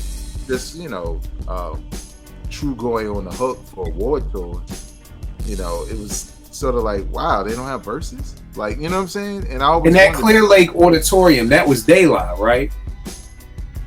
the Clear Lake Auditorium EP that has that like it's like Sheafy MCs. Yeah. That's they lie. That's a good point. Like they were over there, but never on vibe shit. So is it jive? Like I don't get it. Like it just don't make sense. That's a good point. I never thought about that. JR, what you think? Nah, I agree with that. I have nothing to add. I agree with y'all. With Porch brought that in. I agree with y'all with that one. And I co-sign everything you guys said. The only thing that I add to it is in the 90s, I felt like it became a way to put your crew on. So when you look at Black Moon's first album, we got Black Smith and Wesson. Oh, look, I'm introducing y'all to Smith and Wesson. Right. You know what I mean? Oh, look, we got Who the Man. I got Havoc. I got Tech and Still. I got Drew. Like, it almost became a way to like, okay, this is the way I'm going to put on my crew. You know what I mean? So I think that kind of also opened the door for that, which also opened the door for when these rappers started getting subsidiaries of when you could put on your crew. Because then it's like, oh, Nelly gets a label. Oh, I'm putting on the St. Lunatics. Eminem gets a label. Oh, I'm putting on the, what's them niggas' names? D12? D12, yeah. Like, I'm putting on my niggas. Like, everybody was just putting on their niggas, whether they could rhyme or not. That was, to me, the difference of the 80s, late 80s and early to mid 90s. Like, no, I'm putting on my nigga because he nice. Like, this nigga AZ nice. Like, somebody told me, did y'all see on the timeline, somebody told me Murphy Lee deserves more props, and I was like, oh, I'm sorry, is there a Murphy Lee that's in the Wu-Tang Clan that we didn't know? Is that like fucking Ghostface's alias? Murphy Lee, and then it just went into this down south thing of, well, I mean, Nelly put everybody on the Air Force Ones. I'm like, no, he put y'all niggas on the Uptowns. Right. Okay, let's get this shit straight. Right. Niggas up north was calling them shits Uptowns. Okay, so Nelly put y'all young Southern asses onto that shit, but nigga, it's not like niggas was not wearing Uptowns. Then we heard Nelly Air Force One, and we fucking ran out and started buying. And niggas is on my timeline like, yeah, I remember when they was only $70. I'm like, oh yeah, that's definitely some down south shit, because I ain't never paid no $70. Yeah, and then when Nelly did the song, they went up to $100, and I'm just like, yeah, y'all, this is the disconnect of age and of region, because Nelly ain't put nobody on that shit. So yeah, we went down this whole rabbit hole. But when you got the subsidiary, it just was cool. Like, let me put on my peoples. You know what I mean? The only problem is that you're not thinking from a business perspective. You know what I mean? It's kind of like, you can't put on your man to be your chauffeur who can't fucking drive. Okay, this isn't gonna end well for everybody. Like, if I'm gonna hire you to be my chauffeur, you gotta at least know how to drive, my nigga. Like, so that's the thing. You started getting all these crews, and it wasn't panning out because a lot of these crews weren't necessarily nice at all. Junior Mafia. Yeah. The thing that I can say is, I respect people wanting to put on their people. I totally respect that. Like, I just think we didn't have the template for it yet. I think LeBron James gave us the template for, this is how you put on your peoples. You send them to school, you invest in them so that they can run a business, so then y'all business so everybody has their own business. Whereas prior to LeBron, I remember Mike Bibby, he had Team Dime. This was like his 10 best friends, or whatever he brought for himself, he brought for Team Dime. So if he brought a new Cadillac Jeep, everybody got a new Cadillac Jeep. I brought a house, everybody got a house. And this is why so many people went broke, because we didn't have the template yet. LeBron has put the template in place to say, this is how you put on your peoples. Now people can follow that template and say, okay, no niggas, I'm not buying everybody no fucking car. Y'all niggas got to go to school. Y'all niggas need to go. I'm gonna invest in y'all to learn how to do a business so we can make money. So again, I just don't think the rappers had the business mind, the sense to say, okay, I'm gonna put y'all on, but maybe not as rappers. Maybe I'm gonna start a label and put y'all on here or do something. Because I mean, the great thing about Junior Mafia was Porsche. It basically goes back to what we were saying in the beginning of the 80s. Biggie had his young boy crew, and it was like, don't worry, I'll write for all you motherfuckers. Yeah. You know what I mean? And I'm gonna put y'all all on. I'm gonna write everybody's rhymes, which is another asterisk to why y'all gotta give Big more props, because this nigga fucking wrote for a whole goddamn crew. And can't nobody up here except maybe Porsche name all the goddamn members of Junior Mafia, because I can't do it. I got C's and And that's why Nino, I think Nino's one. I think there's a Nino. Yeah. But I'm gonna miss. Somebody's always missing out on there. So again, Varsity. There we go. See, that's why this. Good answer. I'm thinking y'all on Family Feud. We going on Hip Hop Family Feud. We got it together because Nate would not have no scholarship to UMD with just me because I would have been like, I need one more. I fucking need one more. But yeah, Big put his crew on, but then he had to write for them. Like when EPMD put on DOS, they didn't have to write for them. When EPMD found Redman, they didn't have to write for Redman. And it was like, no, like, this nigga's a fucking incredible talent. We want to sign you. So I think that also happened. Now, going into the 2000s, now we have the Ghostface Killer albums. I have the Games Jesus piece. I think that album, that I actually like, but there's not one song that there's not a feature. You know what I mean? Like, and I'm not just talking about an R&B hook, nigga. I'm talking about, and I ain't even talking about one verse. I think every song may have two people on there with Game. So this is Game's album, but he's only writing one verse. You know what I mean? Why do you think the 2000s became that? Because we're seeing that more from the 80s, no features. 90s, a feature and a posse cut. Late 90s, more posse cuts because we want to put on our crew. Now in 2000, it's a feature on every goddamn song. So why do we think we eventually got here in the 2000s where we're getting a party flyer, with everybody who's invited, with many more to come, as the back of your album cover? How did we get here? Porsche, what do you think? I think that's solely a business move. I think it's monetary, like the return is there. They're seeing increases in hip hop's popularity. Hip hop is not young anymore. It's not no more show and prove. Now it's how do we capitalize on what we're able to do. Or what, P? You know what the new show and prove is? How many records you sell. Yeah.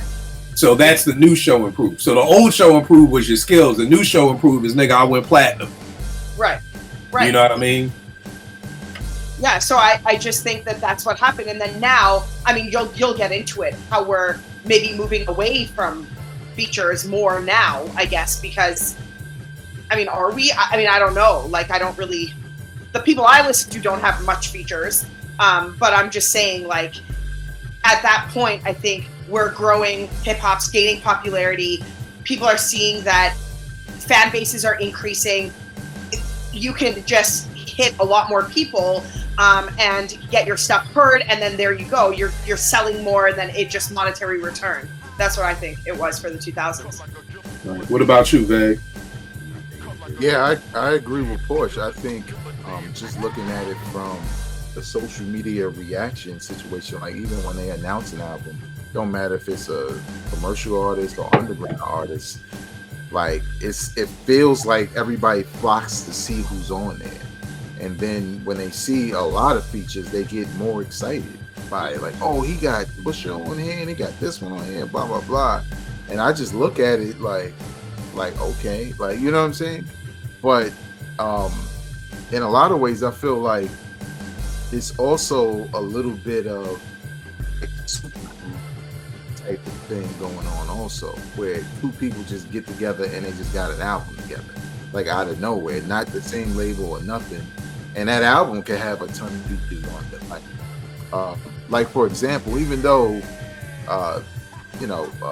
Hit Boy's father isn't like no big rap artist, I was just, my mom was on it, like him just came and just did a whole album with it, and they just put it out like the next week.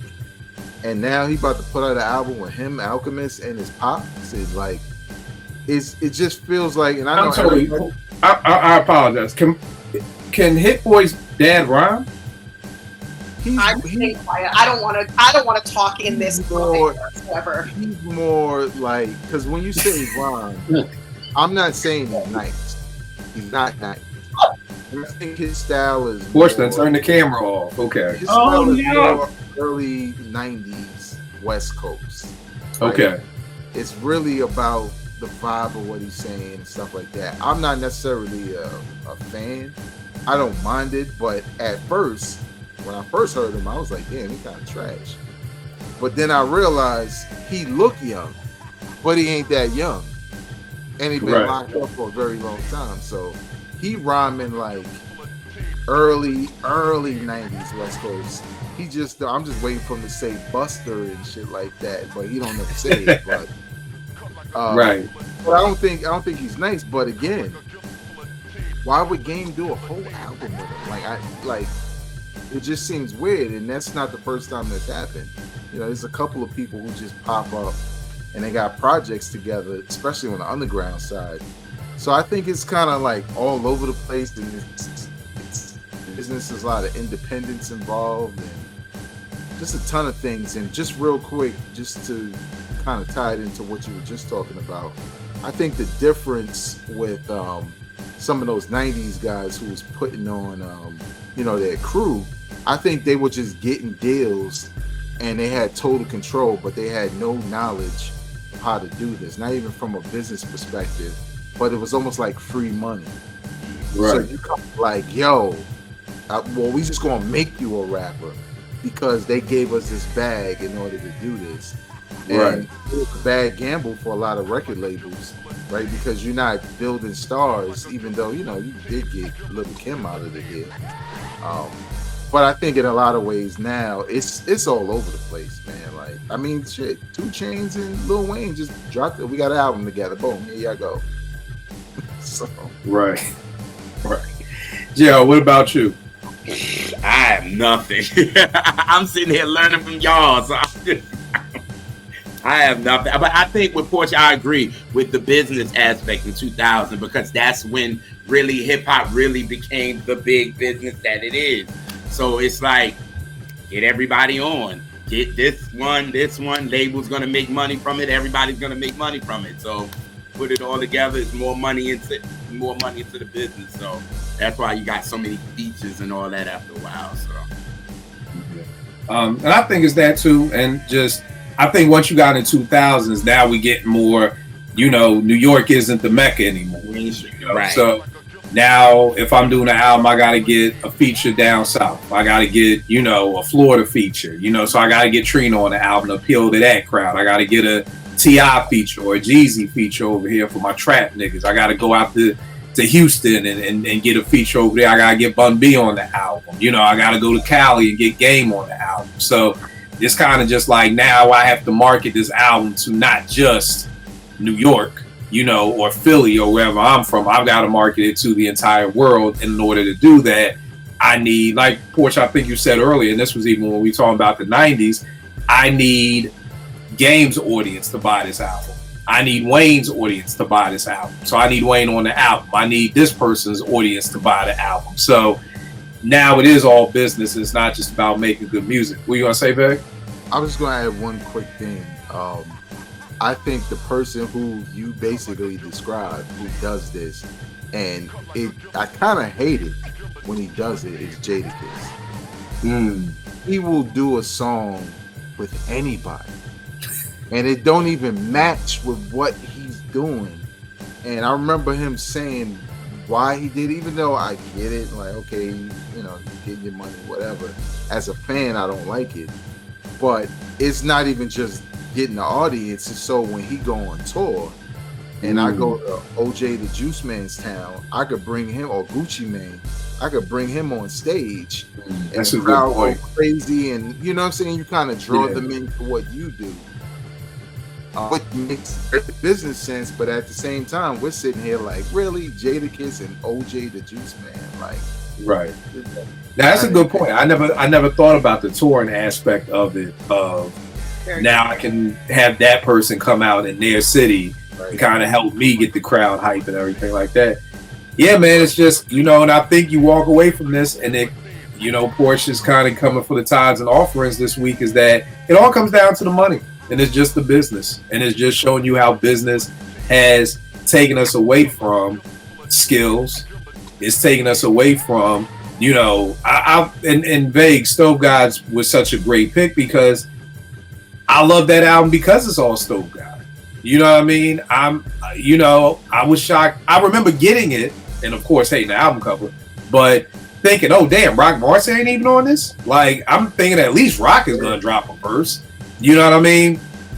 And it wasn't. It was just like, it was just dope to hear an MC just spit. But Yeah, it's just we don't get that anymore for the most part. We don't. And I think if it's a feature, I may even give people a pass if you're just putting on your crew, like Ransom. He's always going to have 38 Special. He's always going to have Shea Noir. Like, that's just his crew. You know what I mean? There's no business in my mind behind that for him. It may be, well, let me do this so I can put on Shea Noir and give her some more shine and everything like that, which is dope. But I mean, and we all know Ransom has no problem holding down the whole project dolo if he chose to do it anyway. Or, you know, Sky Zoo being able to hold down a whole project. And so many of Sky Zoo's projects, so he's, you know, a prince amongst thieves, and, you know, it's a concept behind them. So you may need some people to come in from time to time. But I would love, I mean, I won't hold you that the Ghostface album. I mean, we could talk. Porsche, have you heard the album? What do you think of it? To be honest, I didn't listen to it, and the reason I didn't listen to it was because it was so feature heavy. Okay. And I don't know that. I'm waiting. I haven't really heard much in terms of feedback about it. So there's nothing that has like influenced an opinion, or I don't have any type of, from what I see, based on what's been put out by Ghost, I just don't know. I'm not rushing to listen to it. That's all I'm going to say. Right. Vague, what do you think of it? And again, I'm not asking for mic rates. I'm not those people on Twitter who, like, it came out at midnight and at 12:45 it's like, yo, how many mics you get? Like, nigga, I at least need 2 weeks. But just, you know, first, you know, what are your first impressions of the album? Well, yeah, on my last podcast, I reviewed that album and Conway's album, and I think it's cool. I mean, I think there's a point in it, like it's like a tale of two halves for both those albums, honestly, where you, even with the features with Ghost, you're rocking with what's there, and then there's a song where you're like, oh, I don't know, and then it kind of just goes downhill from there. Once I heard Ja Rule's voice, I was like, okay, we're going down. Like, the plane is coming in for landing. Like, this is what I mean. Ja Rule. That's not the worst song either. Yeah, it's not. That song is the worst song Ghostface has ever made, in my opinion. What is? It's a song called Trap Phone, and it's Ghostface trying to rhyme over a trap beat, and it does not end well. Like, I don't know why that was done, because even with Nas, he had that whack joint with Future a while back, but then with Hit Boy got him in the pocket, and we don't really even look at it as a trap beat, just dope songs. But with Ghost is really bad. I just think with the Ghost album, because I felt the same way with all the features, but the song with Meth is dope. The song with Ray, I like. Even the song with AZ, I like. The song with Nas, I kind of like. So for the most part, it kind of worked, considering it's Ghostface and he has his whole catalog of stuff he's already done. But you start to notice what you're saying, Porsche, way more in that second half. Once you start hearing too many Wizard of Poetry and Here Comes Ja Rule, and you just like, all right, this is terrible. You start looking at the album cover like, what you doing, Ghost? What you doing? Right. You're not fitting the time. And the funny thing, I've listened to it, and I mean, I only gave it one listen. And I'm with you, Bang. I think the album starts off good. You know what I mean? It's I'm with it, but like you said, it's just a certain point where we went down the wrong street. Like, it's like we got lost without the GPS, and we made a wrong turn, nigga. We about to get jumped. We about to get robbed. Like, so, like, it's just, we went down the wrong street. And the thing is I get people, you know, saying, you know, Kill, like, let's just let Ghost have fun. Like, Ghost is just having some fun right now. Kill, like, what's wrong with that? And I feel that. I get that. And maybe I am too hard on hip hop, where it's just like, you know, like, Porsche, when you were talking about not even listening to it, I said, you remind me of one of my people who was like, yo, I gotta go see one of my moms who, not my mother, one of the mothers that I've been working with in the community. She's in a coma, and people are like, nah, I can't go. I don't like to see people like that. Like, that's how you sounded about this Ghost album. Like, I don't want to see Tony like that. Like, I don't want to see Ghost. Like, you know, gave me this PTSD. It was Jada Kiss's top 5 Dead or Alive album. when I tell you, I took a very hard hit when I heard that album. I was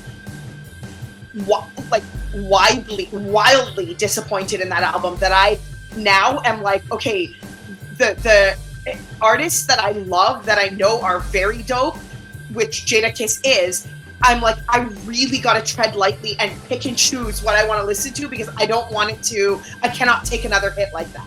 You know what I mean? Right. Like, yeah. And I totally get it. Like, I totally 100% get it. I have friends who do not go to funerals. They're like, I do not want to see him or her like that. That's not how I want to remember them. You know what I mean?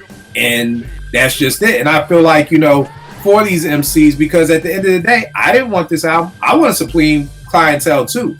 So I didn't ask for this shit. I don't think any of us did. Okay, we've been waiting for Muddy Waters too. We don't want to hear Redman's new album. We want Muddy Waters too, nigga. Like, so this ain't Supreme clientele too. So it's like nobody was asking for this shit. You know what I mean? 2 weeks ago, I was in Chicago. I'm like, oh, new Nas and Ghostface at midnight on Friday, and then the following week, new Ghostface album. It was like on Massacre, you know, which is kind of bug, because I'm like, nigga, weren't you on the same tour with Nas? Wasn't your pen wasn't inspired the way his was for this 6-album run? Like, nigga, like, ain't you in Vegas right now in the residency with all the Who people? Like, so again, I get it, and maybe I am too hard on hip hop. Maybe I do need to just look at it like, hey man, Ghost is just having fun. He just, you know, the old nigga want rap, just let him rap. You know, Kill, you don't gotta be so fucking serious all the time. Everything don't gotta be a 5-mic album. I don't know, but I just feel like it gotta be better than this. Cause, you know, I don't know, man. I don't know. JR, did you hear the album yet, or? I haven't, but I heard like the first half was good, and then after it kind of went down. So I'm like discouraged. But I actually was gonna listen to it this weekend though, because I was like, I ain't got nobody. Moms and them came this weekend, so I was gonna listen to it this weekend. But I'm hearing reviews. The first half is good, and then after that, it was.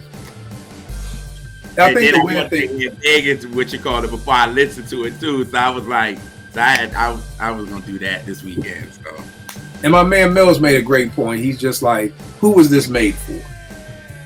Like, who is the target audience for this album? You know, and I guess that's the thing. When people are like, "Kill, just have fun with it," I think because I make music, like I never just make music for fun. Like, I mean, I make music that is that for fun, but it's music with a purpose. Like, you know, it's just not like, hey, Vay, come over here, let's just fucking make a song for nothing. Like, there's usually something behind it. You know what I mean? So I think maybe that's it for me, because I do have people on the timeline, but it's Twitter. So fucking, again, people said Murphy Lee deserves more props than he gets already. But it's just like, you know, you have the Pretty Tonys who are like, oh, this album is great, I love it. Like, yo, Ghost is still in the pocket, Nice is out here in the game. And I'm just like, really? Like, this is like, you do know Ghost doesn't follow you. Like, you can't, this is a place of freedom. You can be honest here. Like Ghost is, there are some rappers who follow me who I can't be as honest as I want to be, but he doesn't follow y'all. I promise you. Ghostface does not fucking follow you with your 200 followers. He doesn't. You can be honest. Like, but maybe that's just what they want to hear. I feel like a lot of people, and again, with the stands, we just know stands love everything. If you have a stand, your stand will love anything that you put out. You know what I mean? So I can't call it. I did listen to Scar Tissue when it dropped as a single. I did like it a lot. Come on, Porsche, you the one who got me not listening to singles, man. Thing. I didn't know, so I later found out, I guess, amidst all of the hoopla that was going on everywhere, I kind of missed that there was an album coming, so I didn't realize that wasn't a Lucy. And as you know, I'll listen to singles if they're Lucy's. So then when I started posting about it, because I actually really enjoyed it, people were like, yeah, the album's dropping next week. And I was like, right, that's exactly what it is. And then when I saw the track list and the features, I was like, you know what? I'm good with the single. I'm not going to listen to the album. So it kind of reversed it for me because I just, couldn't do it. But I did want to put it out there that I did listen to Scar Tissue. I did like that track a lot, but it's not enough to make me, again, rush into listening to the whole album. And from what I'm hearing from you guys, I'm not going to really rush at all. So, yeah. Right. And the hard part is, the Scar Tissue joint is cool, but I think, again, it's expectations. I'm like, Ghost and Nas, like, yo, this is supposed to be crazy. This is supposed to be out of this fucking world. And it's good. It's cool. It's good. It's good. You know what I mean? But I don't, like I tell niggas, I'm not paying money to go see Steph drop 18 points. I want to see Steph drop 38 on 10 for 10 from threes and with 12 assists and pulling up from half court. Like, that's what we're paying our money for. We don't want to see fucking Steph have 10 points and 9 turnovers. Like, we feel cheated. We gonna say, back? I was gonna say, like, just thinking about the album, because I listened a couple times before I did the review, but I've listened since then. I think in a lot of ways, because of the new deal, and most of these rappers recorded all the time. I think they just put some songs together on an album and put it out. I think Supreme Clientele 2 is still coming. Because honestly, his last album was better than this, and I ain't hear nobody talking about it. But now we get this, and everybody's talking about it, which is weird. Because trust me, babe. By Monday, ain't nobody gonna be talking about this again. It has this little. It has almost like the zombie virus. Like they be like the zombie virus can stay in your body for 48 hours before it take over or whatever. It's just Twitter, you know. So it came out last Friday. Everybody was talking about it. It's slowed down to a lull now. So it's kind of like by next week, nobody's gonna be talking about this album again. You know what I mean? All Mac Homie, probably. Oh, my Comedy's coming out with something? Yeah. Now, honestly, I'm looking forward to the Capacity album. But when's that dropping? Same day, tonight. Oh, tonight. Okay. How much is Mac Homie charging? $1,000 for it? I don't know. I'm not really a fan like that. I can't with you book bag under the underground ass niggas who like niggas that all talk about the same shit. The only thing I liked from him, and I won't say the only thing, but I thought Pray from Haiti was cool because it was unique. You know what I'm saying? But then when you get 4 or 5 albums within the same year, like you were saying, Kill, like 12 albums the same year, it's kind of like, what y'all excited? And I feel like that way about this new Conway album. Like, it's kind of like, I feel like, and y'all know, back in 2018, nigga, I was Griselda's fucking promo department on Twitter. Like, niggas was like, Kill, I don't like Griselda just because you talk about them all the fucking time. But it's just, I'm like, yo, they worn out their welcome. Like, I'm like, I don't know if there's nothing else that, I think Benny does a better job of it. Like, I'm gonna drop 1 album a year. Like, there was even a point when I was like, damn, where is this, Everybody Can't Go out? Like, you don't get that from Conway. You don't ever hear, oh, I'm dropping an album, and you never ever have to worry or wonder, damn, I wonder what happened to it. No, the shit come out. Like, at least with Benny, it's kind of like Tana Talk 3, year later, Plugs I Met EP, year later, Burden of Proof, like, I'm gonna do some verses, I'm gonna keep, but I just feel like with Conway, it's just like, yo, dog, I haven't even finished listening to your last album. I feel like my man on Twitter said, like, you have this template, basketball game, courtside, fuck a bitch, shoot somebody, get the money. Like, that is literally the template for every Conway song. And it's like, that would have been cool if we was getting 1 album a year, but when you get 3 albums a year, like, that formula just gets so tired, man. You make a good point, because I ain't gonna front. When I was listening to this album, and I think like the first half is cool, subconsciously I was like, maybe the next one's gonna be better, because I know he's gonna drop like 4 or 5. So now I'm not even invested in this joint, because and this one, I know you're gonna get another one. So yeah, right.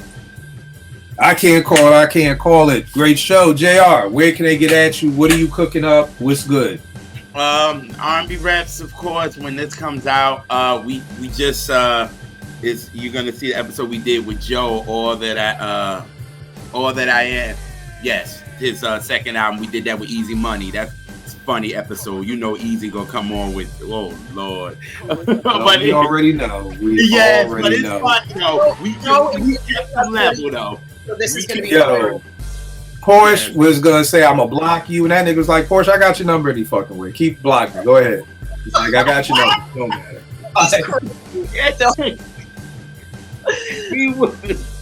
So yeah, for that episode it's gonna be funny, but he's in his R&B bag on it, so it's really dope. So check that out. Just follow us, R&B Reps. Elise getting back to her 1 minute vinyl joint. She was on, had to do some stuff with her mom and all that kind of stuff, but she's back on it, so that's gonna be dope. And you know, we like 20 more subscribers so we get to 1,000. So we trying to push that too. So just follow us at R&B Reps on Twitter, Instagram, on YouTube, all that, and JR's World of Soul on Instagram.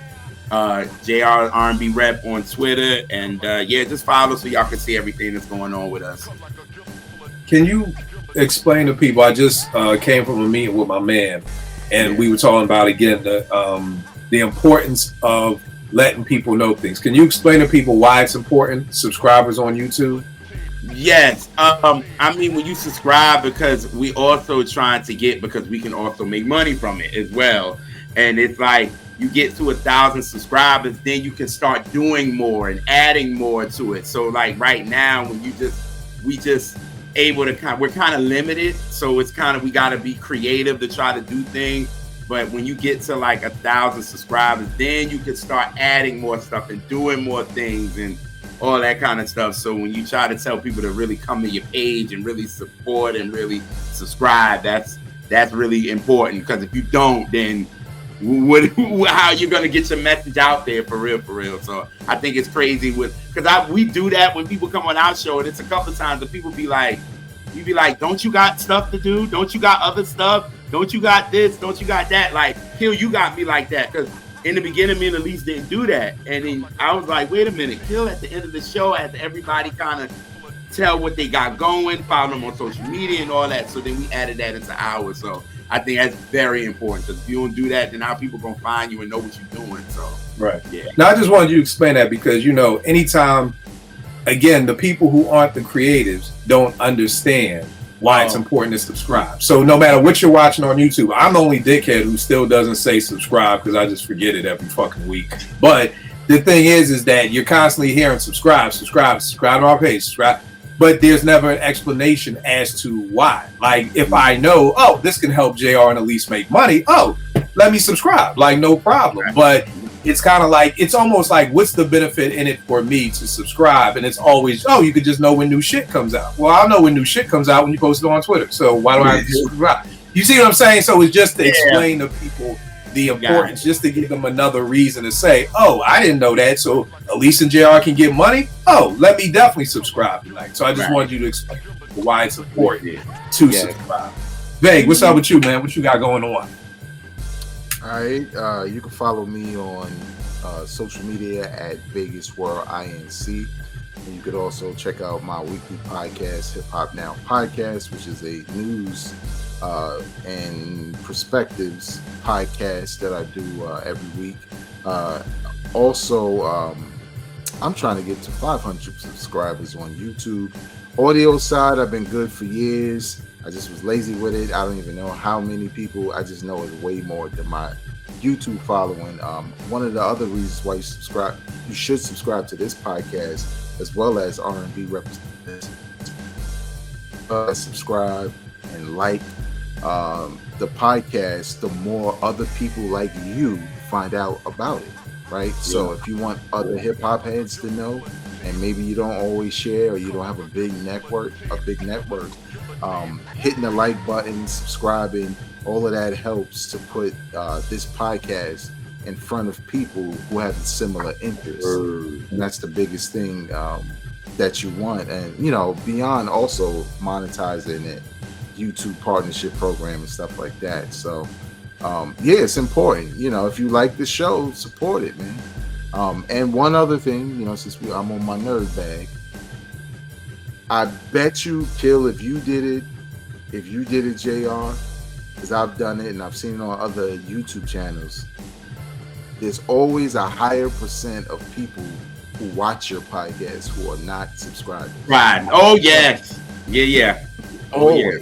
Like, I don't know one YouTuber who has said the opposite. Right. Most people find your joint, like it, watch all of it, and then bounce. Yeah. And I know for me, it was above like 58% or something like that. And, you know, do a couple of pitches, like JR was saying, at the end, explaining to people why they should, I got it down to 55%. But again, it's just people passing through, which is cool. But if you like what you see here, subscribe. Right. So when something else pops up, you know, you can watch that also. So it's important for not only content creators, but people who consume content on the internet. So. Dope. Bed-Stuy Vintage Bed-Stuy. Yeah, man. Bed-Stuy So Vintage Volume 1. when I'm not doing my work shit, which is basically what I did. Right. Here. Me and Kill got a project, Bed-Stuy Vintage Volume 1, 3 songs. One in particular dedicated to you Twitter mofos, called Tell Me Another One. Love me. But it's an album. Well, the EP is a part of a process because me and Kill, we do a lot of hip hop stuff, but we got lives outside of this. Was just a way to kind of put some songs in the can, and later on we'll have an album. So we'll have a volume 2 coming probably in June or July once I get some of the songs situated. But you know, it's boom bap. It's to commemorate 30 years of me writing rhymes. I thought I would have stopped a long time ago, especially since I don't do it for a living. But I'm still doing it, and I felt it was necessary to at least do something to commemorate. Me and Kill got like 6 projects. So you can listen to all of them, honestly, over at VegasWorldINC.bandcamp.com. But also Bed-Stuy Vintage Volume 1 is on Apple Music, Spotify, and a couple of other places. So yeah, check it out, subscribe, support. You can support by just sharing it. You can support by $1 or $2 or whatever. Whatever you feel is free, whatever. But again, we do it because we're passionate about it, and you know, we got some joints. We got some joints you ain't even heard yet. So yeah. P, where can they get at you? On Twitter, Show Shit Love Porsche. And I always laugh because all of you guys are so talented and always have stuff coming down the pipe. And I'm always like, yay, I'm just a fan. Like, I'll just be subscribing and purchasing and supporting and, you know, doing all that. And I know, Kill, you always say like fans are just as important. But I just feel like you guys are all very busy being amazing creatives. So I really commend you on that. And I, as a fan, appreciate it because you guys give me stuff to consume and I'm excited. So thank you. And again, yes, you are 100% right. The key word in your sentence is just. You aren't just a fan. Without the fan, there is no being creative. You know what I mean? Because even if it's not from the monetary factor, just from the fact of someone supporting. So anytime somebody says, Kill, oh man, I always learn something from Apartment 5B. Thank you. Because there's literally 1 million podcasts out here. There's probably over 1 million podcasts at this point. So if you're taking time, if one person takes time to like it, hey, that's kind of what gives me the energy to keep going. You know what I'm saying? When it's damn sure not the money, because Portia's always on strike for the money, you know, and now I'm have to cut her payback anyway when they going to Maryland now. So it's going to be a lot more strikes going on in a minute. But it is because of the passion of somebody saying we learned something, or yo, y'all set my day off every day on Monday, or, you know, just different things like that. So it really, you know, it's not just a fan. And Porsche, you are amazing in the kitchen where all I can cook is a cheesesteak or a grilled cheese. So there's also that. So, you know, at the end of the day, we may make beats and rhymes, but you will always have a way to feed us. So, you know, that's just as important. You already know what it is with me, Kill 889, Twitter, IG, Quick thing, man. I was just out having a meeting with my man Doc, who's been on the podcast before, and we were just talking. I was sharing with him, like, it's a beautiful thing when things just come together. You know, for my old people out there who remember the A-Team, the leader Hannibal would always say, I love it when a plan comes together. You know what I mean? And I don't know, like, I always talk about these girls, the girl code. If y'all haven't seen them, go YouTube them. I love them. They're out of Brooklyn.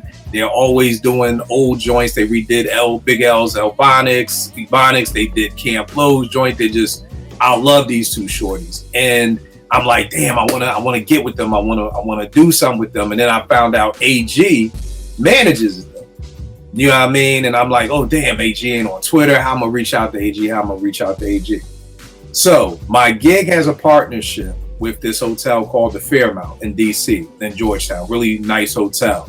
And my new job is relationship building. So I do a lot of going out into the community in different places. So they came over to the studio. Black dude is with them. He's like, yo, I used to, I'm the engineer. I used to rhyme or whatever like that. I'm like, I bet. Ended up going out to lunch with the GM of the hotel, some people with the black dude. We're chopping it up. He said something about he's from the Bronx. I'm like, oh, that's what's up.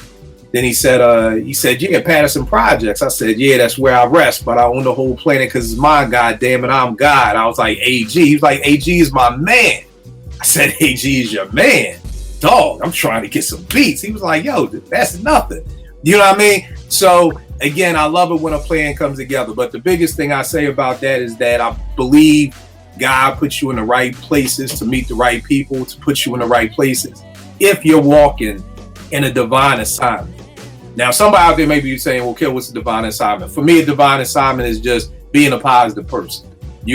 Going out here, spreading positivity, making, just showing love. Like, you know what I mean? And I just believe if you do that and you really, I don't not believe in the manifestation thing and I manifest this, but I just believe if you're walking in divine footsteps that the things that you want to happen will connect. You'll connect with the right people. It's nothing but a blessing. I've known Vegas since 95 and we're still cool 2025 years later. There's a lot of people I went to school with who I've lost contact with. There's no beef. I just don't talk with them like that. JR, we got cool from a damn Leon Bridges album. You know what I mean? So again, it's just Porsche. Me and her argued all the fucking time. How she's the co-host it's like, it's amazing because all we did was argue.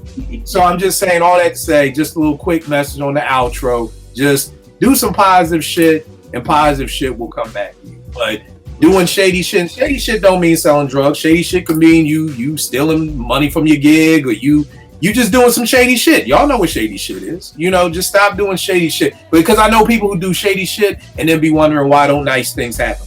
Well, nigga, because you be doing shady shit. Like, it's that simple. I used to be a shady nigga and good shit wasn't happening to me. You become a nicer nigga, nice shit happens. So stop being shady, spread some positivity, and I promise you, you'll see some things start coming together for you. So definite. I will check y'all next week, good peoples.